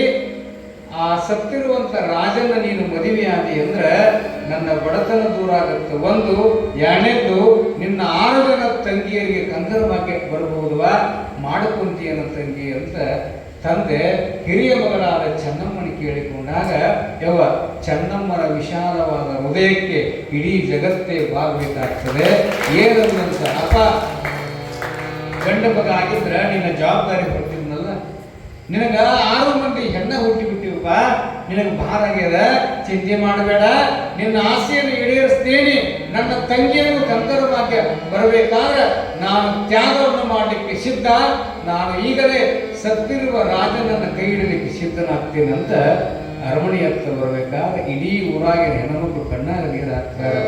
ಚೆನ್ನಮ್ಮ ವಿಚಾರ ಮಾಡುತ್ತಾಯಿ, ಬಳ್ಳ ಹುಟ್ಟಾಕ ಹುಲ್ಲಲ್ಲ, ನಿನ್ನ ತಂದೆ ಮಾತು ಕೇಳಿ ಶವದೊಂದಿಗೆ ಬದುಕಬೇಕೇನಂತೀಯಲ್ಲ ತಾಯಿ, ಜೀವಂತಿದ್ದವರೊಂದಿಗೆ ಬದುಕು ಮಾಡಕ್ಕಾಗ್ತಾ ಇಲ್ಲ ಕಲಿಯುಗದಲ್ಲಿ, ಶಬ್ದವನ್ನು ಮಾಡ್ಕೊಂಡು ಏನ್ ಮಾಡ್ತೀಯ ಅಂದಾಗ, ಇಲ್ರಿವಾ ನನ್ನ ಹಣೆ ಬರೆದೊಳಗ ಅವನೇ ನನಗೆ ಗಂಡ ಆಗ್ಬೇಕು ಅನ್ನುವಂತ ಶಿವಲಿಖಿತವಾಗಿದ ಮೇಲೆ ಯಾರೇನು ಮಾಡುವರು, ಯಾರಿಂದಲೇ ನೀವು ನಾನು ಮದುವೆ ಹಾಕೇನಂತ ತಿಳ್ಕೊಂಡು ದಡ ದಡ ದಡ ದಡ ಅರಮನೆಗೆ ಬಂದು, ಮಹಾರಾಜ್ ನಿನ್ನ ಮಗನೊಂದಿಗೆ ನಾನು ಸಪ್ತಪದಿಯನ್ನು ತುಳಿತೇನೆ, ಅವನಿಂದಲೇ ನಾನು ಮಂಗಳಸೂತ್ರವನ್ನು ಕಟ್ಟಿಸಿಕೊಳ್ತೇನೆ ಅಂತ ಸಿದ್ಧರಾದಾಗ ಹಳದಿ ಪತ್ರ ಉಳಿಸಿದ್ರು, ಎರೆದ್ರು, ಬಳಿ ಇಡಿಸಿದ್ರು, ದಂಡಿ ಕಟ್ಟಿದ್ರು, ಕಂಕಣ ಕಟ್ಟಿದ್ರು, ಶವದೊಂದಿಗೆ ಮುಟ್ಟಿಸಿ ತಾಳಿಯನ್ನ ಕಟ್ಟಿದ್ರು. ಹೇಳ್ತಾರು ಯಾರಿಗೆ? ಶವದೊಂದಿಗೆ. ಆ ಮದುವೆಯನ್ನು ನೋಡಿದ ಇಡೀ ಊರು ಜನಗಳೆಲ್ಲ ಅಂತಾರ, ಪರಮಾತ್ಮ ಯಾವ ಹೆಣ್ಣಿನ ಜೀವನದಲ್ಲಿ ಇಂಥ ಪ್ರಸಂಗ ಬರಲಾರ. ಸತ್ತಿರುವ ಶವದೊಂದಿಗೆ ಮದುವೆ ಮಾಡಿಕೊಂಡ ಮೇಲೆ ಏನ ಸಪ್ತಪದಿ ತುಳಿತಿರಲ್ಲ, ಏನಂತ ತುಳಿತೀರಿ? ಕಷ್ಟ ಸುಖ ದುಃಖದಲ್ಲಿ ನಿನ್ನೊಂದಿಗೆ 7 ಹೆಜ್ಜೆಯನ್ನು ಇಟ್ಟು ನಿನ್ನ ಸಂಸಾರದ ಬಂಡಿಗೆ ಹೆಗಲು ಕೊಟ್ಟು ನಾನು ಬದುಕು ಮಾಡ್ತೇನೆ ಅಂತ ಸಪ್ತಪದಿ ತುಳಿತಿರಲ್ಲ, ಇಲ್ಲಿ ಗಂಡನೊಂದಿಗೆ ಸಪ್ತಪದಿಯನ್ನ ತುಳಿತಾಳ. ತುಳಿದ ಮೇಲೆ ಅಕ್ಷತೆ ಹಾಕಿ ಮಂಗಳಸೂತ್ರ ಕಟ್ಟಿದ್ರು. ಮುಂದಿನ ಕಾಲ ಏನ್ರವ? ಸಮಾಧಿಗೆ ಹೋಗ್ಬೇಕಲ್ಲ ಕರ್ಕೊಂಡು. ಯಾರನ್ನ? ರಾಜನ ಮಗಳನ್ನು ಹೊತ್ಕೊಂಡು ಬಂದರು. ಮುಂದೆ ರಾಜನ ಹಣ, ಹಿಂದೆ ಚೆನ್ನಮ್ಮ. ನೋಡ್ರಿ, ತೆರೆಯಲ್ಲಿ ಹಾಕಿರ್ತಕ್ಕಂಥ ದಂಡಿನೇ ಇನ್ನೂ ಬಾಡಿದ್ದಿಲ್ಲ. ಅಷ್ಟೊತ್ತಿಗೆ ಅವಳಿಗೆ ವಿಧವಾ ಸ್ಥಿತಿ ಬರುತ್ತದೆ. ಹಣ್ಣಿಗೆ ಹಚ್ಚಿರ್ತಕ್ಕಂಥ ಕುಂಕುಮ ಇನ್ನೂ ಕಳೆದಿದ್ದಿಲ್ಲ, ಆಗಲೇ ಅವನ್ನ ಅಳಿಕಿಸುವಂತ ವ್ಯವಸ್ಥೆಗೆ ಬಂದಿದ್ದು. ಕೈಯಾಗ ಹಾಕಿರ್ತಕ್ಕಂಥ ಹಸಿರು ಬಳೆ ಕುಲುಕುಲು ಅಂತ ನಗದಿತ್ತು. ಇನ್ನೇನು ಕೆಲವೇ ನಿಮಿಷಗಳ ಆ ಬಳಿಯನ್ನ ತೆಗೆದು ಒಡೆಯುವಂತ ವ್ಯವಸ್ಥೆಗೆ ಬಂದಿತ್ತು. ಹಣಿಗೆ ಹಚ್ಚಿದ ಅರಿಶಿನ, ಗಲ್ಲಕ್ಕೆ ಹಚ್ಚಿದ ಅರಿಶಿನ ಆರಿದ್ದಿಲ್ಲ, ಒಣಗಿದ್ದಿಲ್ಲ. ಅಷ್ಟೊತ್ತಿಗೆ ಅದನ್ನು ಅಳಿಕಿಸುವಂತ ದುರ್ಸ್ಥಿತಿಯಲ್ಲಿ ಬಂದ ಚೆನ್ನಮ್ಮ ಸಮಾಧಿ ಕರ್ಕೊಂಡು ಬಂದರು. ಸಮಾಧಿಯನ್ನು ತಯಾರು ಮಾಡಿದ್ರು. ಸಮಾಧಿ ಒಳಗೆ ಇಟ್ಟರು. ಸಮಾಧಿ ಒಳಗಿಟ್ಟು ಇನ್ನೇನು ಸಮಾಧಿ ಮಾಡಬೇಕು ಅನ್ನುವಂಥ ಸಂದರ್ಭದಲ್ಲಿ ಎಲ್ಲಿತ್ತೋ ಏನು ಗೊತ್ತಿಲ್ಲ ತಾಯಂದ್ರೆ, ಧಾರಾಕಾರವಾಗಿ ಮಳೆ ಧರೆಗೆ ಬರುತ್ತದೆ. ಎಂಥ ಮಳೆ ಬಿತ್ತು ಅವತ್ತು ಅಂತಂದ್ರೆ, ಬಹುಶಃ ಆ ಚೆನ್ನಮ್ಮನ ಕಣ್ಣೀರು ಆ ನೀರಿನಾಗ ಕಾಣಬಾರ್ದೇನೋ ಅನ್ನುವಂಥ ವರ್ಣನು ಸಹಿತ ಆ ರೀತಿ ಬೋರ್ಖರಿಯುವ ನೀರನ್ನ ಎರೆದಾಗ, ಮಳೆಯನ್ನ ಕಲಿಸಿದಾಗ, ಅಂತ ಕಾಡು ಮಳೆ ಒಮ್ಮೆ ಬಿದ್ದಿದ್ದಿಲ್ಲ ಆ ರಾಜಧಾನಿಗೆ. ಸಿಡಿಲು ಗುಡುಗಳ ಮಧ್ಯದಲ್ಲಿ ಕಾಡು ಮಳೆಯೋದು ಬೆತ್ತು ಚೆನ್ನಮ್ಮನ ಗಂಡನ ಶವ ಇಟ್ಟು ಬಿಡ್ತಾರೆ. ಎಲ್ಲರೂ ಯಾರೂ ಇಲ್ಲ. ಯಾರು ಉಳ್ಕೊಂಡ್ರಿ? ಹೆಂಡತಿ ಮಾತ್ರ ಉಳಿತಾಳೆ. ನೆನಪಿಲ್ಲಿ, ಬಂಧುಗಳೆನ್ನುವರು ಬಂದುಂಡು ಹೋಗುವರು, ಬಂಧನವನ ಕಳಿಯಲರಿಯರೇ. ನೋಡ್ರಿ, ಹೆಂಡತಿ ಮಾತ್ರ ಉಳಿತಾಳೆ. ಎಲ್ಲರೂ ಹೋಗ್ಬಿಟ್ಟಿದ್ರು ಓಡಿ. ಸತ್ತಿರುವ ಗಂಡನ ಶವವನ್ನು ಪಕ್ಕದಲ್ಲಿ ಇಟ್ಟುಕೊಂಡು, ಮಳೆ ಬರಾಕತ್ತಿತ್ತಲ್ಲ, ಎರೆ ಮಣ್ಣು, ಆ ತೋದಿರ್ತಕ್ಕಂಥ ಮಣ್ಣು ತಗೊಂಡು 2 ಬಸವಣ್ಣನ ಮಾಡಿದ್ದಂತೆ ಚೆನ್ನಮ್ಮ. 2 ಬಸವಣ್ಣನ ಮಾಡಿ ಗ್ವಾದ್ಲಿ ಮಾಡಿ, ಬಸವಣ್ಣ ಪುಣ್ಯಾತ್ಮ, ರೈತನಿಗೆ ಅನ್ನ ಹಾಕ್ತಕ್ಕಂಥವನಪ್ಪ ನೀನು, ರಕ್ಷಿಸು ರಕ್ಷಿಸು, ಪಾಯಿಮಾಂ ಶರಣ ಬಸವ, ಪಾಯಿಮಾಂ ಶರಣ ಬಸವ ಅಂತ ತಿಳ್ಕೊಂಡು ಆ ಮಳೆಯಲ್ಲಿ ತೊಯ್ದ ಅರಳು ತಗೊಂಡು 2 ಬಸವಣ್ಣನ ಮಾಡಿ ಭಕ್ತಿಯಿಂದ ಪೂಜೆ ಮಾಡ್ತಾಳೆ. ಅವಳ ಭಕ್ತಿಯನ್ನು ನೋಡಿದಂತ ಭಗವಂತ ಧರೆಗಿಳಿದು ಬಂದು ಮೆಚ್ಚಿದೆ. ತಾಯಿ ಚೆನ್ನಮ್ಮ ನಿನ್ನ ಪ್ರತಿಭಕ್ತಿಗೆ. ತಾಯಿ, ಎಂಥ ಪ್ರತಿಭಕ್ತಿ ಸಂಪನ್ನೆಯ ನೀನು. ನಿನ್ನ ಭಕ್ತಿಯನ್ನು ನೋಡಿ ನಿನ್ನ ಗಂಡನ ಪ್ರಾಣವನ್ನ ಮರಳಿ ಕೊಡ್ತೀನವ. ಆ ತೆಲಾಗಿನ ದಂಡಿ ಬಾಡೈತಲ್ಲ, ನಿನಗೇನು ಹಾಕ್ಯಾರ ಮಲ್ಲಿಗೆ ಹೂವಿನ ದಂಡಿ, ಅದು ಬಾಡೈತಿ. ನಿನಗೆ ಈ ದಂಡಿ ಬೇಡವ. ಆಕಾಶದಲ್ಲಿರ್ತಕ್ಕಂಥ 7 ನಕ್ಷತ್ರಗಳನ್ನು ತಗೊಂಡು ಬಂದು ಪರಮಾತ್ಮ ಎಂದೂ ಬಾಡದೇ ಇರುವಂತ ನಕ್ಷತ್ರಗಳ ದಂಡೆಯನ್ನ ಚೆನ್ನಮ್ಮನಿಗೆ ಹಾಕ್ತಾನೆ. ಅದಕ್ಕೆ ಇವತ್ತಿಗೂ ನಕ್ಷತ್ರ ಚೆನ್ನಮ್ಮನ ದಂಡೆ ಅಂತ ಐತೆ ಆಕಾಶದೊಳಗೆ. ನೋಡಿರ್ಬೇಕು ತಾಯಿಯಂದರು. ಅಂದ್ರೆ ಚೆನ್ನಮ್ಮನಿಗೆ ಬಾಡುವ, ಸೊರಗುವ, ಕೊರಗುವ, ಉದುರಿ ಬೀಳುವ ಮಲ್ಲಿಗೆ ಹೂವಿನ ದಂಡೆ ಹಾಕಲಿಲ್ಲ. ಶಾಶ್ವತವಾಗಿ ನಕ್ಷತ್ರ ಹೆಂಗಿರ್ತೈತಲ್ಲ ಆಕಾಶದಲ್ಲಿ, ಹಂಗ ಶಾಶ್ವತವಾದ ಮುತ್ತೈದೆ ಭಾಗ್ಯ ನಿನಗೆ ಬರಲಿ ಅಂತ ತಿಳ್ಕೊಂಡು ಚೆನ್ನಮ್ಮನಿಗೆ ಆಕಾಶದ ದಂಡೆ, ನಕ್ಷತ್ರಗಳ ದಂಡೆಯನ್ನು ಹಾಕಿ ಸತ್ತಿರುವಂತ ರಾಜನ ಮಗನ ಮರಳಿ ಪ್ರಾಣ ಬರ್ತದೆ. ಯಾವುದರಿಂದ? ಬಸವಣ್ಣನನ್ನು ಪೂಜೆ ಮಾಡಿ ಅದೇ ಮುಂದೆ ಮಣ್ಣೆತ್ತಿನ ಅಮಾವಾಸ್ಯೆ ಅಂತ ನಾಡಿನೊಳಗೆ ಪ್ರಸಿದ್ಧಿ ಬರುತ್ತದೆ. ಅಂತ ದೂರದೃಷ್ಟಿ ಜಗತ್ತಿನ ಯಾರಿಗೂ ಹೊಡೆದಿದ್ದಿಲ್ಲ. ಮೌನ ಮಲ್ಲಿಕಾರ್ಜುನಪ್ಪನಗೌಡವರು 17ನೇ ತಾರೀಕಿನ ದಿನ ಬಸವಣ್ಣನ ಸ್ಥಾಪನೆ ಮಾಡಿ ನಮ್ಮ ನಾಡಿನ ತಾಯಂದರ ಮುತ್ತೈದೆಯ ಗಟ್ಟಿಯಾಗಲಿ ಅಂತ ತಿಳ್ಕೊಂಡು ನಿಮ್ಮ ಕಡೆಯಿಂದನ 5 ಆರತಿ ಮಾಡಿಸಿದೆ. ಯಾಕಂದ್ರೆ ನಿಮ್ಮ ಮುತ್ತೈದೆತನ ಸೂರ್ಯಚಂದ್ರ ಇರುವರೆಗೂ ಗಟ್ಟಿಯಾಗಲಿ ಅನ್ನುವಂಥ ಆಶೀರ್ವಾದ ಮಾಡಿದವರು ಯಾರಂದ್ರೆ ಮೌನ ಮಲ್ಲಿಕಾರ್ಜುನಪ್ಪನಗೌಡವರು. ಭಕ್ತರಿಗೋಸ್ಕರವಾಗಿ ತಮ್ಮ ಬದುಕನ್ನು ಸಮಾಜಕ್ಕೆ ನೀಡಿದಂಥ ಪರಮ ಪೂಜ್ಯರ ದೂರದೃಷ್ಟಿ ಅದು ಗಣನೆಗೆ ನಿಲುಕದೇ ಇರ್ತಕ್ಕಂಥ ದೂರದೃಷ್ಟಿ ಪುಣ್ಯಾತ್ಮರೇ. ಇವತ್ತು ಅದಕ್ಕೆ ಬಸವಣ್ಣನ ಮತ್ತು ನಂದಿ ಯಾಕದಾರ ಅಂತಂದ್ರೆ ನೋಡಿರ್ಬೇಕಾರೆ ಯಾವ್ದಾದ್ರು ಸಮಾಧಿಗೆ ಮಣ್ಣು ಕೊಡಕ್ಕೆ ಹೋದಾಗ ನೀವು ನೋಡಿರ್ಬೇಕು, ಶವದ ಕೆಳಗಡೆ ಬಸವಣ್ಣನ ಮಾಡಿರ್ತಾರೆ. ನೋಡಿದ್ರೆ ಬಿಟ್ಟಿರೋ ಗೊತ್ತಿಲ್ಲ, ನಮ್ಮ ಭಾಗದಲ್ಲಿ ಮಾತ್ರ ಮಾಡ್ತಾರೆ ಅದನ್ನು. ಅಂದ್ರೇನು ಅಂತ ಒಂದು ಅನುರೂಪ್ತವಾಗಿರ್ತಕ್ಕಂಥ ಭಾಗ್ಯ ಮುತ್ತೈದೆತನ ನಮ್ಮ ನಾಡಿನ ಹೆಣ್ಣು ಮಕ್ಕಳಿಗೆ ಬರಬೇಕಾದ್ರೆ ಅದು ಅಧಿಕ ಮಾಸದಲ್ಲಿ ಶಿವ ಮತ್ತು ನಂದಿಯನ್ನು ಯಾರು ನೋಡುತ್ತಾರೆ, ಶಿವ ಮತ್ತು ನಂದಿಯನ್ನು ಯಾರು ಪೂಜಿಸ್ತಾರ ಅವರ ಇಷ್ಟಾರ್ಥಗಳಲ್ಲಿ ಈಡೇರಲಿ ಅಂತ ತಿಳ್ಕೊಂಡು ಚೆನ್ನಮ್ಮನ ಬದುಕನ್ನು ಉದಾಹರಣೆಯಾಗಿ ತಿಳ್ಕೊಂಡು ಪರಮ ಪೂಜ್ಯರು ಅಂತ ಭಾಗ್ಯ ನಿಮಗೆ ಸಿಗಲಿ ಅಂತ ತಿಳ್ಕೊಂಡು ಆಶೀರ್ವಾದ ಮಾಡಿದ್ದಾರೆ. ಅಂತ ಅಪೂರ್ವವಾದ ಇವುಗಳನ್ನ ಪಡೆದುಕೊಂಡಿರ್ತಕ್ಕಂಥವರೇ ನಾವು ನೀವೆಲ್ಲರೂ ಧನ್ಯ ಅಂತಕ್ಕಂಥ ಮಾತನ್ನು ಇಲ್ಲಿ ಮತ್ತೊಮ್ಮೆ ತಿಳಿಸ್ತಾ, ಅಂತ ಧರ್ಮ ಕಾರ್ಯದಲ್ಲಿ ನಾವು ಭಾಗಿಯಾಗಬೇಕಲ್ಲ. ಯಾರು ಸಂಬಂಧ ಮಾಡೋದಕ್ಕೆ ಹೇಳ್ರಿ, ಯಾರು ಸಂಬಂಧ ಮಾಡೋದಕ್ಕೆ ಹೇಳ್ರಿ. ಭಕ್ತರಿಗೋಸ್ಕರ ನನ್ನ ಭಕ್ತರು ಸದಾವಕಾಲ ಸಂತೋಷವಾಗಿರಬೇಕು ಅನ್ನುವಂಥ ಸದಾವಕಾಲ ಸಮಾಜದ ಉಸಿರನ್ನು ಸುರಾಗಿಟ್ಟುಕೊಂಡಿರ್ತಕ್ಕಂಥ ಪರಮ ಪೂಜ್ಯರ ಸೇವಾ ಕೈಂಕರ್ಯ ಅದು ಶಬ್ದಕ್ಕೆ ನಿಲುಕದ ಸೇವಾ ಕೈಂಕರ್ಯವಾಗಿದೆ. ಅಂಥ ಗುರುಗಳನ್ನು ಪಡ್ಕೊಂಡಿರ್ತಕ್ಕಂಥ ನಾವು ನೀವೆಲ್ಲರೂ ಪುಣ್ಯವಂತರು ಅನ್ನುವಂಥ ಮಾತನ್ನು ತಿಳಿಸ್ತಾ ಮುಂದಿನ ಕಾರ್ಯವನ್ನು ನಮ್ಮ ಮಂಜುನಾಥ ಶರಣರು ನಡೆಸಿಕೊಡಬೇಕು. ಎಲ್ಲರಿಗೂ ಶುಭವಾಗಲಿ. ಇಲ್ಲಿವರೆಗೆ ನಮಗೆಲ್ಲ ಮಣ್ಣೆತ್ತಿನ ಅಮಾವಾಸ್ಯೆಯ ಆ ನಂದಿಯನ್ನು ಬಸವನನ್ನು ಮಾಡ್ತಕ್ಕಂತಹದ್ದರ ಚರಿತ್ರೆ ಏನು ಅಂತಕ್ಕಂತಹದ್ದನ್ನು ನಮಗೆ ಬಹಳಷ್ಟು ತಿಳಿಯಪಡಿಸಿ ಹೇಳಿದ್ದಾರೆ. ಅದಕ್ಕೆ ಇದು ನಮಗೆ ಈ ಚರಿತ್ರೆ ಇನ್ನೂವರೆಗೆ ನಾವು ಎಲ್ಲಿಯೂ ಕೇಳಿದ್ದಿಲ್ಲ. ಆದರೆ ಚರಿತ್ರೆಯನ್ನು ಮತ್ತೆ ನಮಗೆ ತಿಳಿಪಡಿಸಿರ್ತಕ್ಕಂಥ ಶಾಸ್ತ್ರೀಜಿಯವರಲ್ಲಿ ಅನಂತ ಕೃತಜ್ಞತಾಪೂರ್ವಕ ಶರಣಾರ್ಥಿಗಳನ್ನು ಹೇಳ್ತಾ, ಅದಕ್ಕೆ ಅಜ್ಜವ್ರು ಏನು ಮಾಡಿದ್ರು ಅಂದ್ರೆ ಅದನ್ನು ಯಾಕೆ ಹಿಂಗೆ ಮಾಡೋದು ಪೂಜೆ ಅನ್ನೋದಲ್ಲ ಅಂತ ಕೇಳಿದಾಗ ಅಜ್ಜವ್ರು ಅಂದರು, ಈ ಒಂದು ಅಧಿಕ ಮಾಸದಿಂದ ಮುಂದಿನ ಅಧಿಕ ಮಾಸದವರೆಗೆ ಏನಾಗ್ತದೆ ಅಂದರೆ ವಿಷಮ ಗಳಿಗೆಗಳು ಭಾಳ ಇದಾವೆ. 35 ಕುಂಕುಮ ಆಗ್ತಕ್ಕಂಥ ವಿಷಮ ಗಳಿಗೆಗಳು ಭಾಳ ಇದಾವೆ. ಅದಕ್ಕಾಗಿ ಇದನ್ನು ಮಾಡಬೇಕು ಅಂತ ಅಜ್ಜವ್ರು ಹೇಳಿದ್ರಿ. ನಂದಿ ಮೃತ್ತಿಕಾ ನಂದಿ ಪೂಜೆಯನ್ನು ಮಾಡಬೇಕು ಅಂತ ಹೇಳಿದರು. ಆದರೆ ಅದರ ಚರಿತ್ರೆ ನಮಗೆ ಗೊತ್ತಿದ್ದಿಲ್ಲ. ಅಜ್ಜವ್ರಿಗೆಲ್ಲ ಗೊತ್ತಿರ್ತದೆ, ಆದರೆ ನಮಗೇನು ಗೊತ್ತು. ಅವ್ರನ್ನ ಹೊಡೆದು ಕೇಳಬೇಕು ಅಂದ್ರೆ ಅವ್ರು ಮೋಹದಲ್ಲಿರ್ತಾರೆ. ಅದಕ್ಕೇನು ಅಂದ್ರೆ ಆ ಒಂದು ಉದ್ದೇಶ ಎಷ್ಟು ದೂರದೃಷ್ಟಿ ಅಂತಕ್ಕಂತಹದ್ದಂದ್ರೆ ನಿಮ್ಮಲ್ಲರಿಗೆ ಅದು ನಿಲುಕಲಾರದಂತೆ. ಅದಕ್ಕೇ ಅವರನ್ನು ಶಿವಯೋಗಿಗಳು ಅಂತ ಕರೆಯೋದು. ಯಾಕಂತಂದ್ರೆ ನಮ್ಮಲ್ಲಿ ಏನಪ್ಪ ಅಂತಂದ್ರೆ ಬಹಳಷ್ಟು ಜನ ನಮ್ಮಲ್ಲಿ ಇರ್ಬೋದು ಮಹಾತ್ಮರು. ಅದಕ್ಕೇನು ಹೇಳಿದ್ರು ಅಂದ್ರೆ ಕೋಟಿ ಪುಣ್ಯ ಮಾಡಿದ್ರೊಂದಿಗೆ ಸಾಧುರು ದೊರಕುವರು ತಮ್ಮ ನೀಟ ಮಾರ್ಗ ತೋರಿಸಿ ನಮ್ಮನ್ನು ಸಮಯಕ್ಕೆ ಕರೆಯೋರು ಅಂತ ಹೇಳ್ಯಾರ. ಒಂದು ಕೋಟಿ ಪುಣ್ಯ ಇದ್ದರೆ ಮಾತ್ರ ನೀಟ ಮಾರ್ಗವನ್ನು ತೋರಿಸ್ತಕ್ಕಂತಹ ಸದ್ಗುರುವಿನ ಸಾಧುವಿನ ದರ್ಶನ ನಮಗಾಕತ್ತೆ ಅಂತ ಹೇಳ್ತಾರೆ ಅವರು. ನಾವು ಕೋಟಿ ಪುಣ್ಯ ಇದ್ರೆ ನಾವು ಎಲ್ಲಿ ತಪ್ತೀವೋ ಇಲ್ಲಿ ತಪ್ತೀವಿ. ಯಾವಾಗ ನಾವು ತಪ್ಪಿದಾಗ ನಮ್ಮನ್ನು ಹೊಡೆದು ಬಡಿದು ನೀಟ ಮಾರ್ಗಕ್ಕೆ ಹಸ್ತಕ್ಕಂತಹ ಸದ್ಗುರುವಿನ ದರ್ಶನ ಆಗ್ಬೇಕಂದ್ರೆ ಕೋಟಿ ಪುಣ್ಯ ಬೇಕು. ನಾವು ಹೆಂಗಿದ್ರು ನೀ ತುಡುಗು ಮಾಡಿರೋ ಬಲ, ನೀ ತಪ್ಪಿರೋ ಬಲ, ಹೆಂಗಿದ್ರು ನಿನಗೆ ಶಬಾಷನ್ನು ಬಂದಷ್ಟು ದಕ್ಷಿಣ ತಗೊಂಡು ಹೋಗೋರು ಭಾಳ ಜನ ಸಿಗ್ತಾರ. ಆದರೆ ನಾವು ತಪ್ಪಿದಾಗ ನಿಂದಿದ್ದು ತಪ್ಪು ಅಂತ ಹೇಳಿ ತಿದ್ದಿ ಮುಖದ ಮುಂದೆ ಹೇಳುತ್ತಿದ್ದಕ್ಕಂತಹ ಸದ್ಗುರುವಿನ ಸಾಧುವಿನ ದರ್ಶನ ಆಗ್ಬೇಕಾದ್ರೆ ಅದಕ್ಕೆ ಕೋಟಿ ಪುಣ್ಯ ಬೇಕು ಅಂತ ಹೇಳ್ತಾರೆ. ಅದಕ್ಕೆ ನಾವೆಲ್ಲ ಏನಪ್ಪ ಅಂದ್ರೆ ನಾವು ಏನೋ ತಪ್ಪು ಮಾಡಿದಾಗ ಮೋಹನ ಮಲ್ಲಿಕಾರ್ಜುನಪ್ಪವ್ರು ನಮ್ಮನ್ನು ಹೊಡೆದು ಬಡಿದು ಸಿಟ್ಟಿಗೆದ್ದು ನೀಟ ಮಾರ್ಗಕ್ಕೆ ಹಸ್ತಕ್ಕಂತಹ ಸದ್ಗುರುರಾಯ ದೊರಕ್ಯಾನ ಅಂದ್ರೆ ನಾವೆಲ್ಲ ಭಾಗ್ಯಶಾಲಿಗಳು ಅಂತಕ್ಕಂಥ ಮಾತನ್ನು ಹೇಳ್ತಾ ಅವರಿಗೆ ಮತ್ತೊಮ್ಮೆ ಕೃತಜ್ಞತೆಗಳನ್ನು ಪೂಜ್ಯರಲ್ಲಿ ನಾವು ಅರ್ಪಣೆಯನ್ನು ಮಾಡಿ ಅವರು ಹಾಕಿಕೊಟ್ಟಿರ್ತಕ್ಕಂಥ ಮಾರ್ಗದಲ್ಲಿ ನಡೆದು ನಾವೆಲ್ಲ ಧನ್ಯರಾಗೋಣ ಅಂತಕ್ಕಂಥ ಮಾತನ್ನು ಹೇಳ್ತಾ ಇನ್ನು ಮುಂದೆ ಪರಮ ಪೂಜ್ಯ ಸನ್ನಿಧಿಯವರ ಪಾದಪೂಜೆಯ ಕಾರ್ಯಕ್ರಮದೊಂದಿಗೆ ಮಂಗಲ ಕಾರ್ಯಕ್ರಮ ನೆರವೇರ್ತಾ ಇದೆ.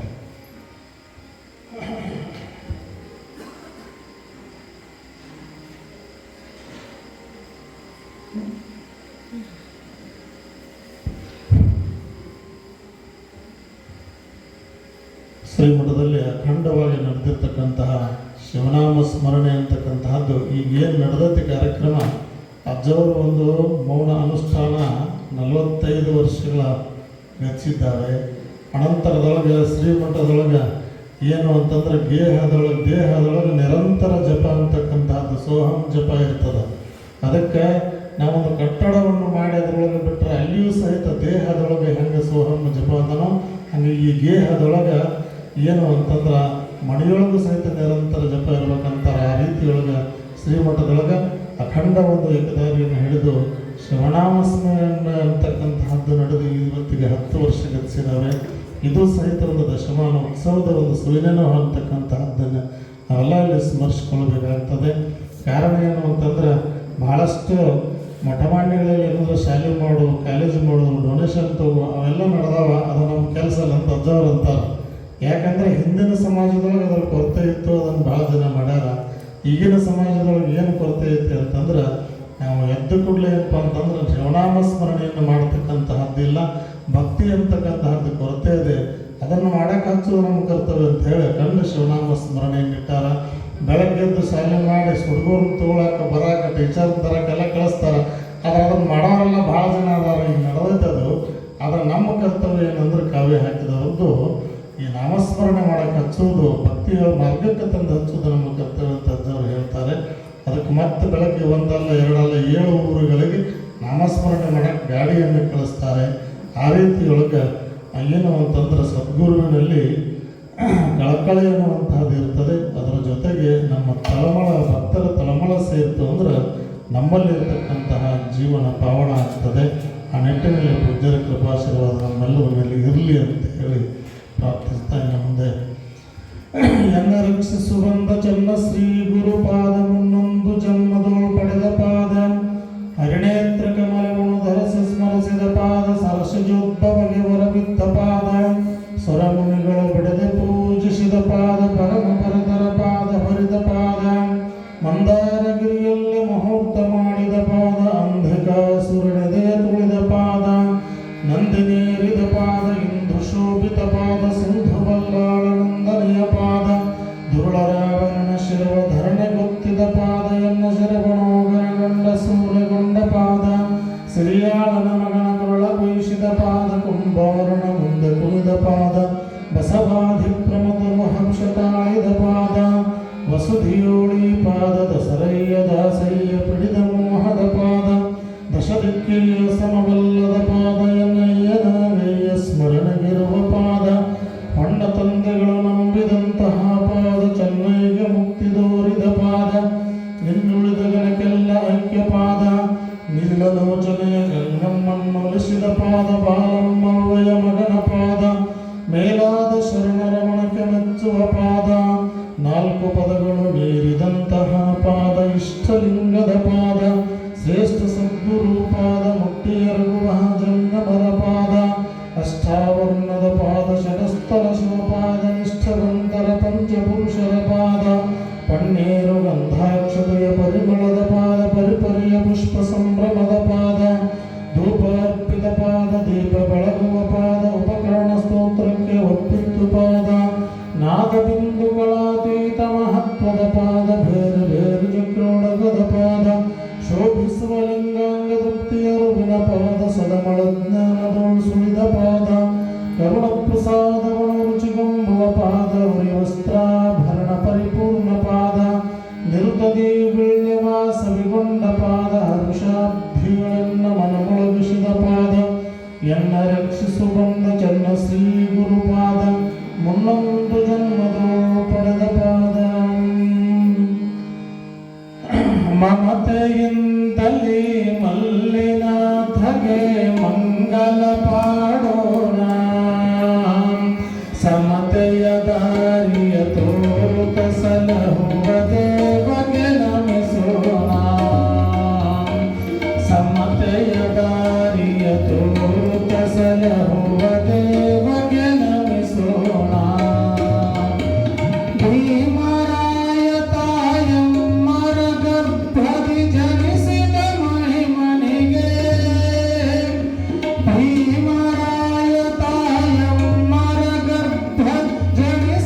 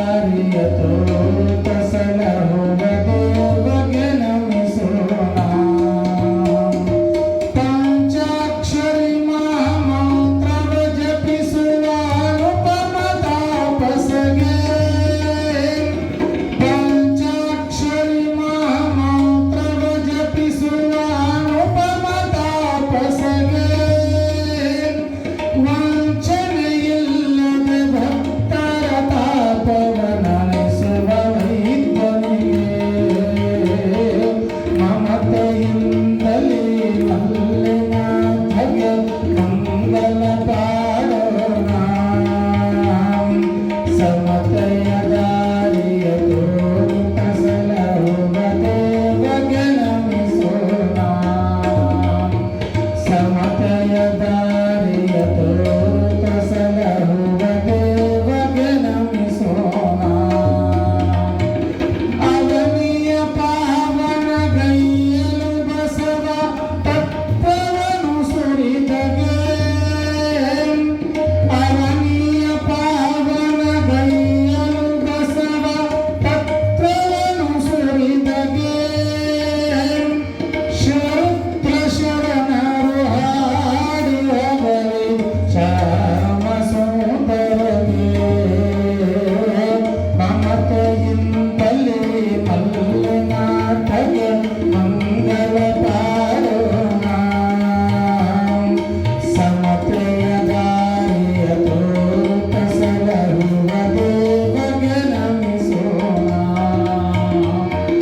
ಸಮತೆಯ ದಾರಿಯ ತೋರುತ್ತ ಸಲಹುವ ದೇವಗೆ ನಮಿಸೋಣ ಗುರುದೇವಗೆ ನಮಿಸೋಣ ಶ್ರೀ ಗುರುದೇವಗೆ ನಮಿಸೋಣ ಮಂಗಲೋ ನಿತ್ಯ ಶುಭ ಮಂಗಲಂ ಜಯ ಓಂ ನಮ ಶಿವಾಯ ಮಂತ್ರವನ್ನುಡಿಯುತ್ತ ಆರತಿ ಬೆಳಗುನು ಬಾ ಸಖಿಯೇ ಆರತಿ ಬೆಳಗುನು ಬಾ ಸಖಿಯೇ ಆರತಿ ಬೆಳಗುನು ಬಾ ಓಂ ನಮ ಶಿವಾಯ ಮಂತ್ರವನ್ನುಡಿಯುತ್ತ ಆರತಿ ಬೆಳಗುನು ಬಾ ಸಖಿಯೇ ಆರತಿ ಬೆಳಗುನು ಬಾ ಓಂ ನಮ ಶಿವಾಯ ಓಂ ನಮ ಶಿವಾಯ ಓಂ ನಮ ಶಿವಾಯ ಓಂ ನಮ ಶಿವಾಯ ಓಂ ನಮ ಶಿವಾಯ ಮಂತ್ರವನ್ನುಡಿಯುತ್ತ ಓಂ ನಮ ಶಿವಾಯ ಮಂತ್ರವನ್ನುಡಿಯುತ್ತ ಆರತಿ ಬೆಳಗುನು ಬಾ ಆರತಿ ಬೆಳಗುನು ಬಾ ಸಖಿಯೇ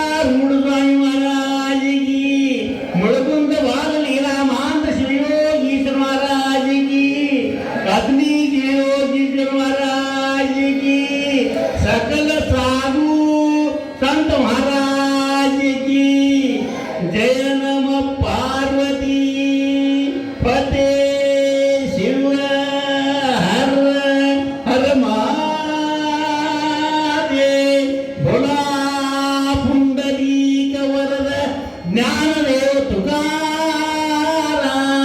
ವೆಂಕಟರಮಣ ಗೋವಿಂದ ಓ ಲಕ್ಷ್ಮೀ ರಮಣಪತಿ ಗೋವಿಂದ ಮೂರ್ಲೋ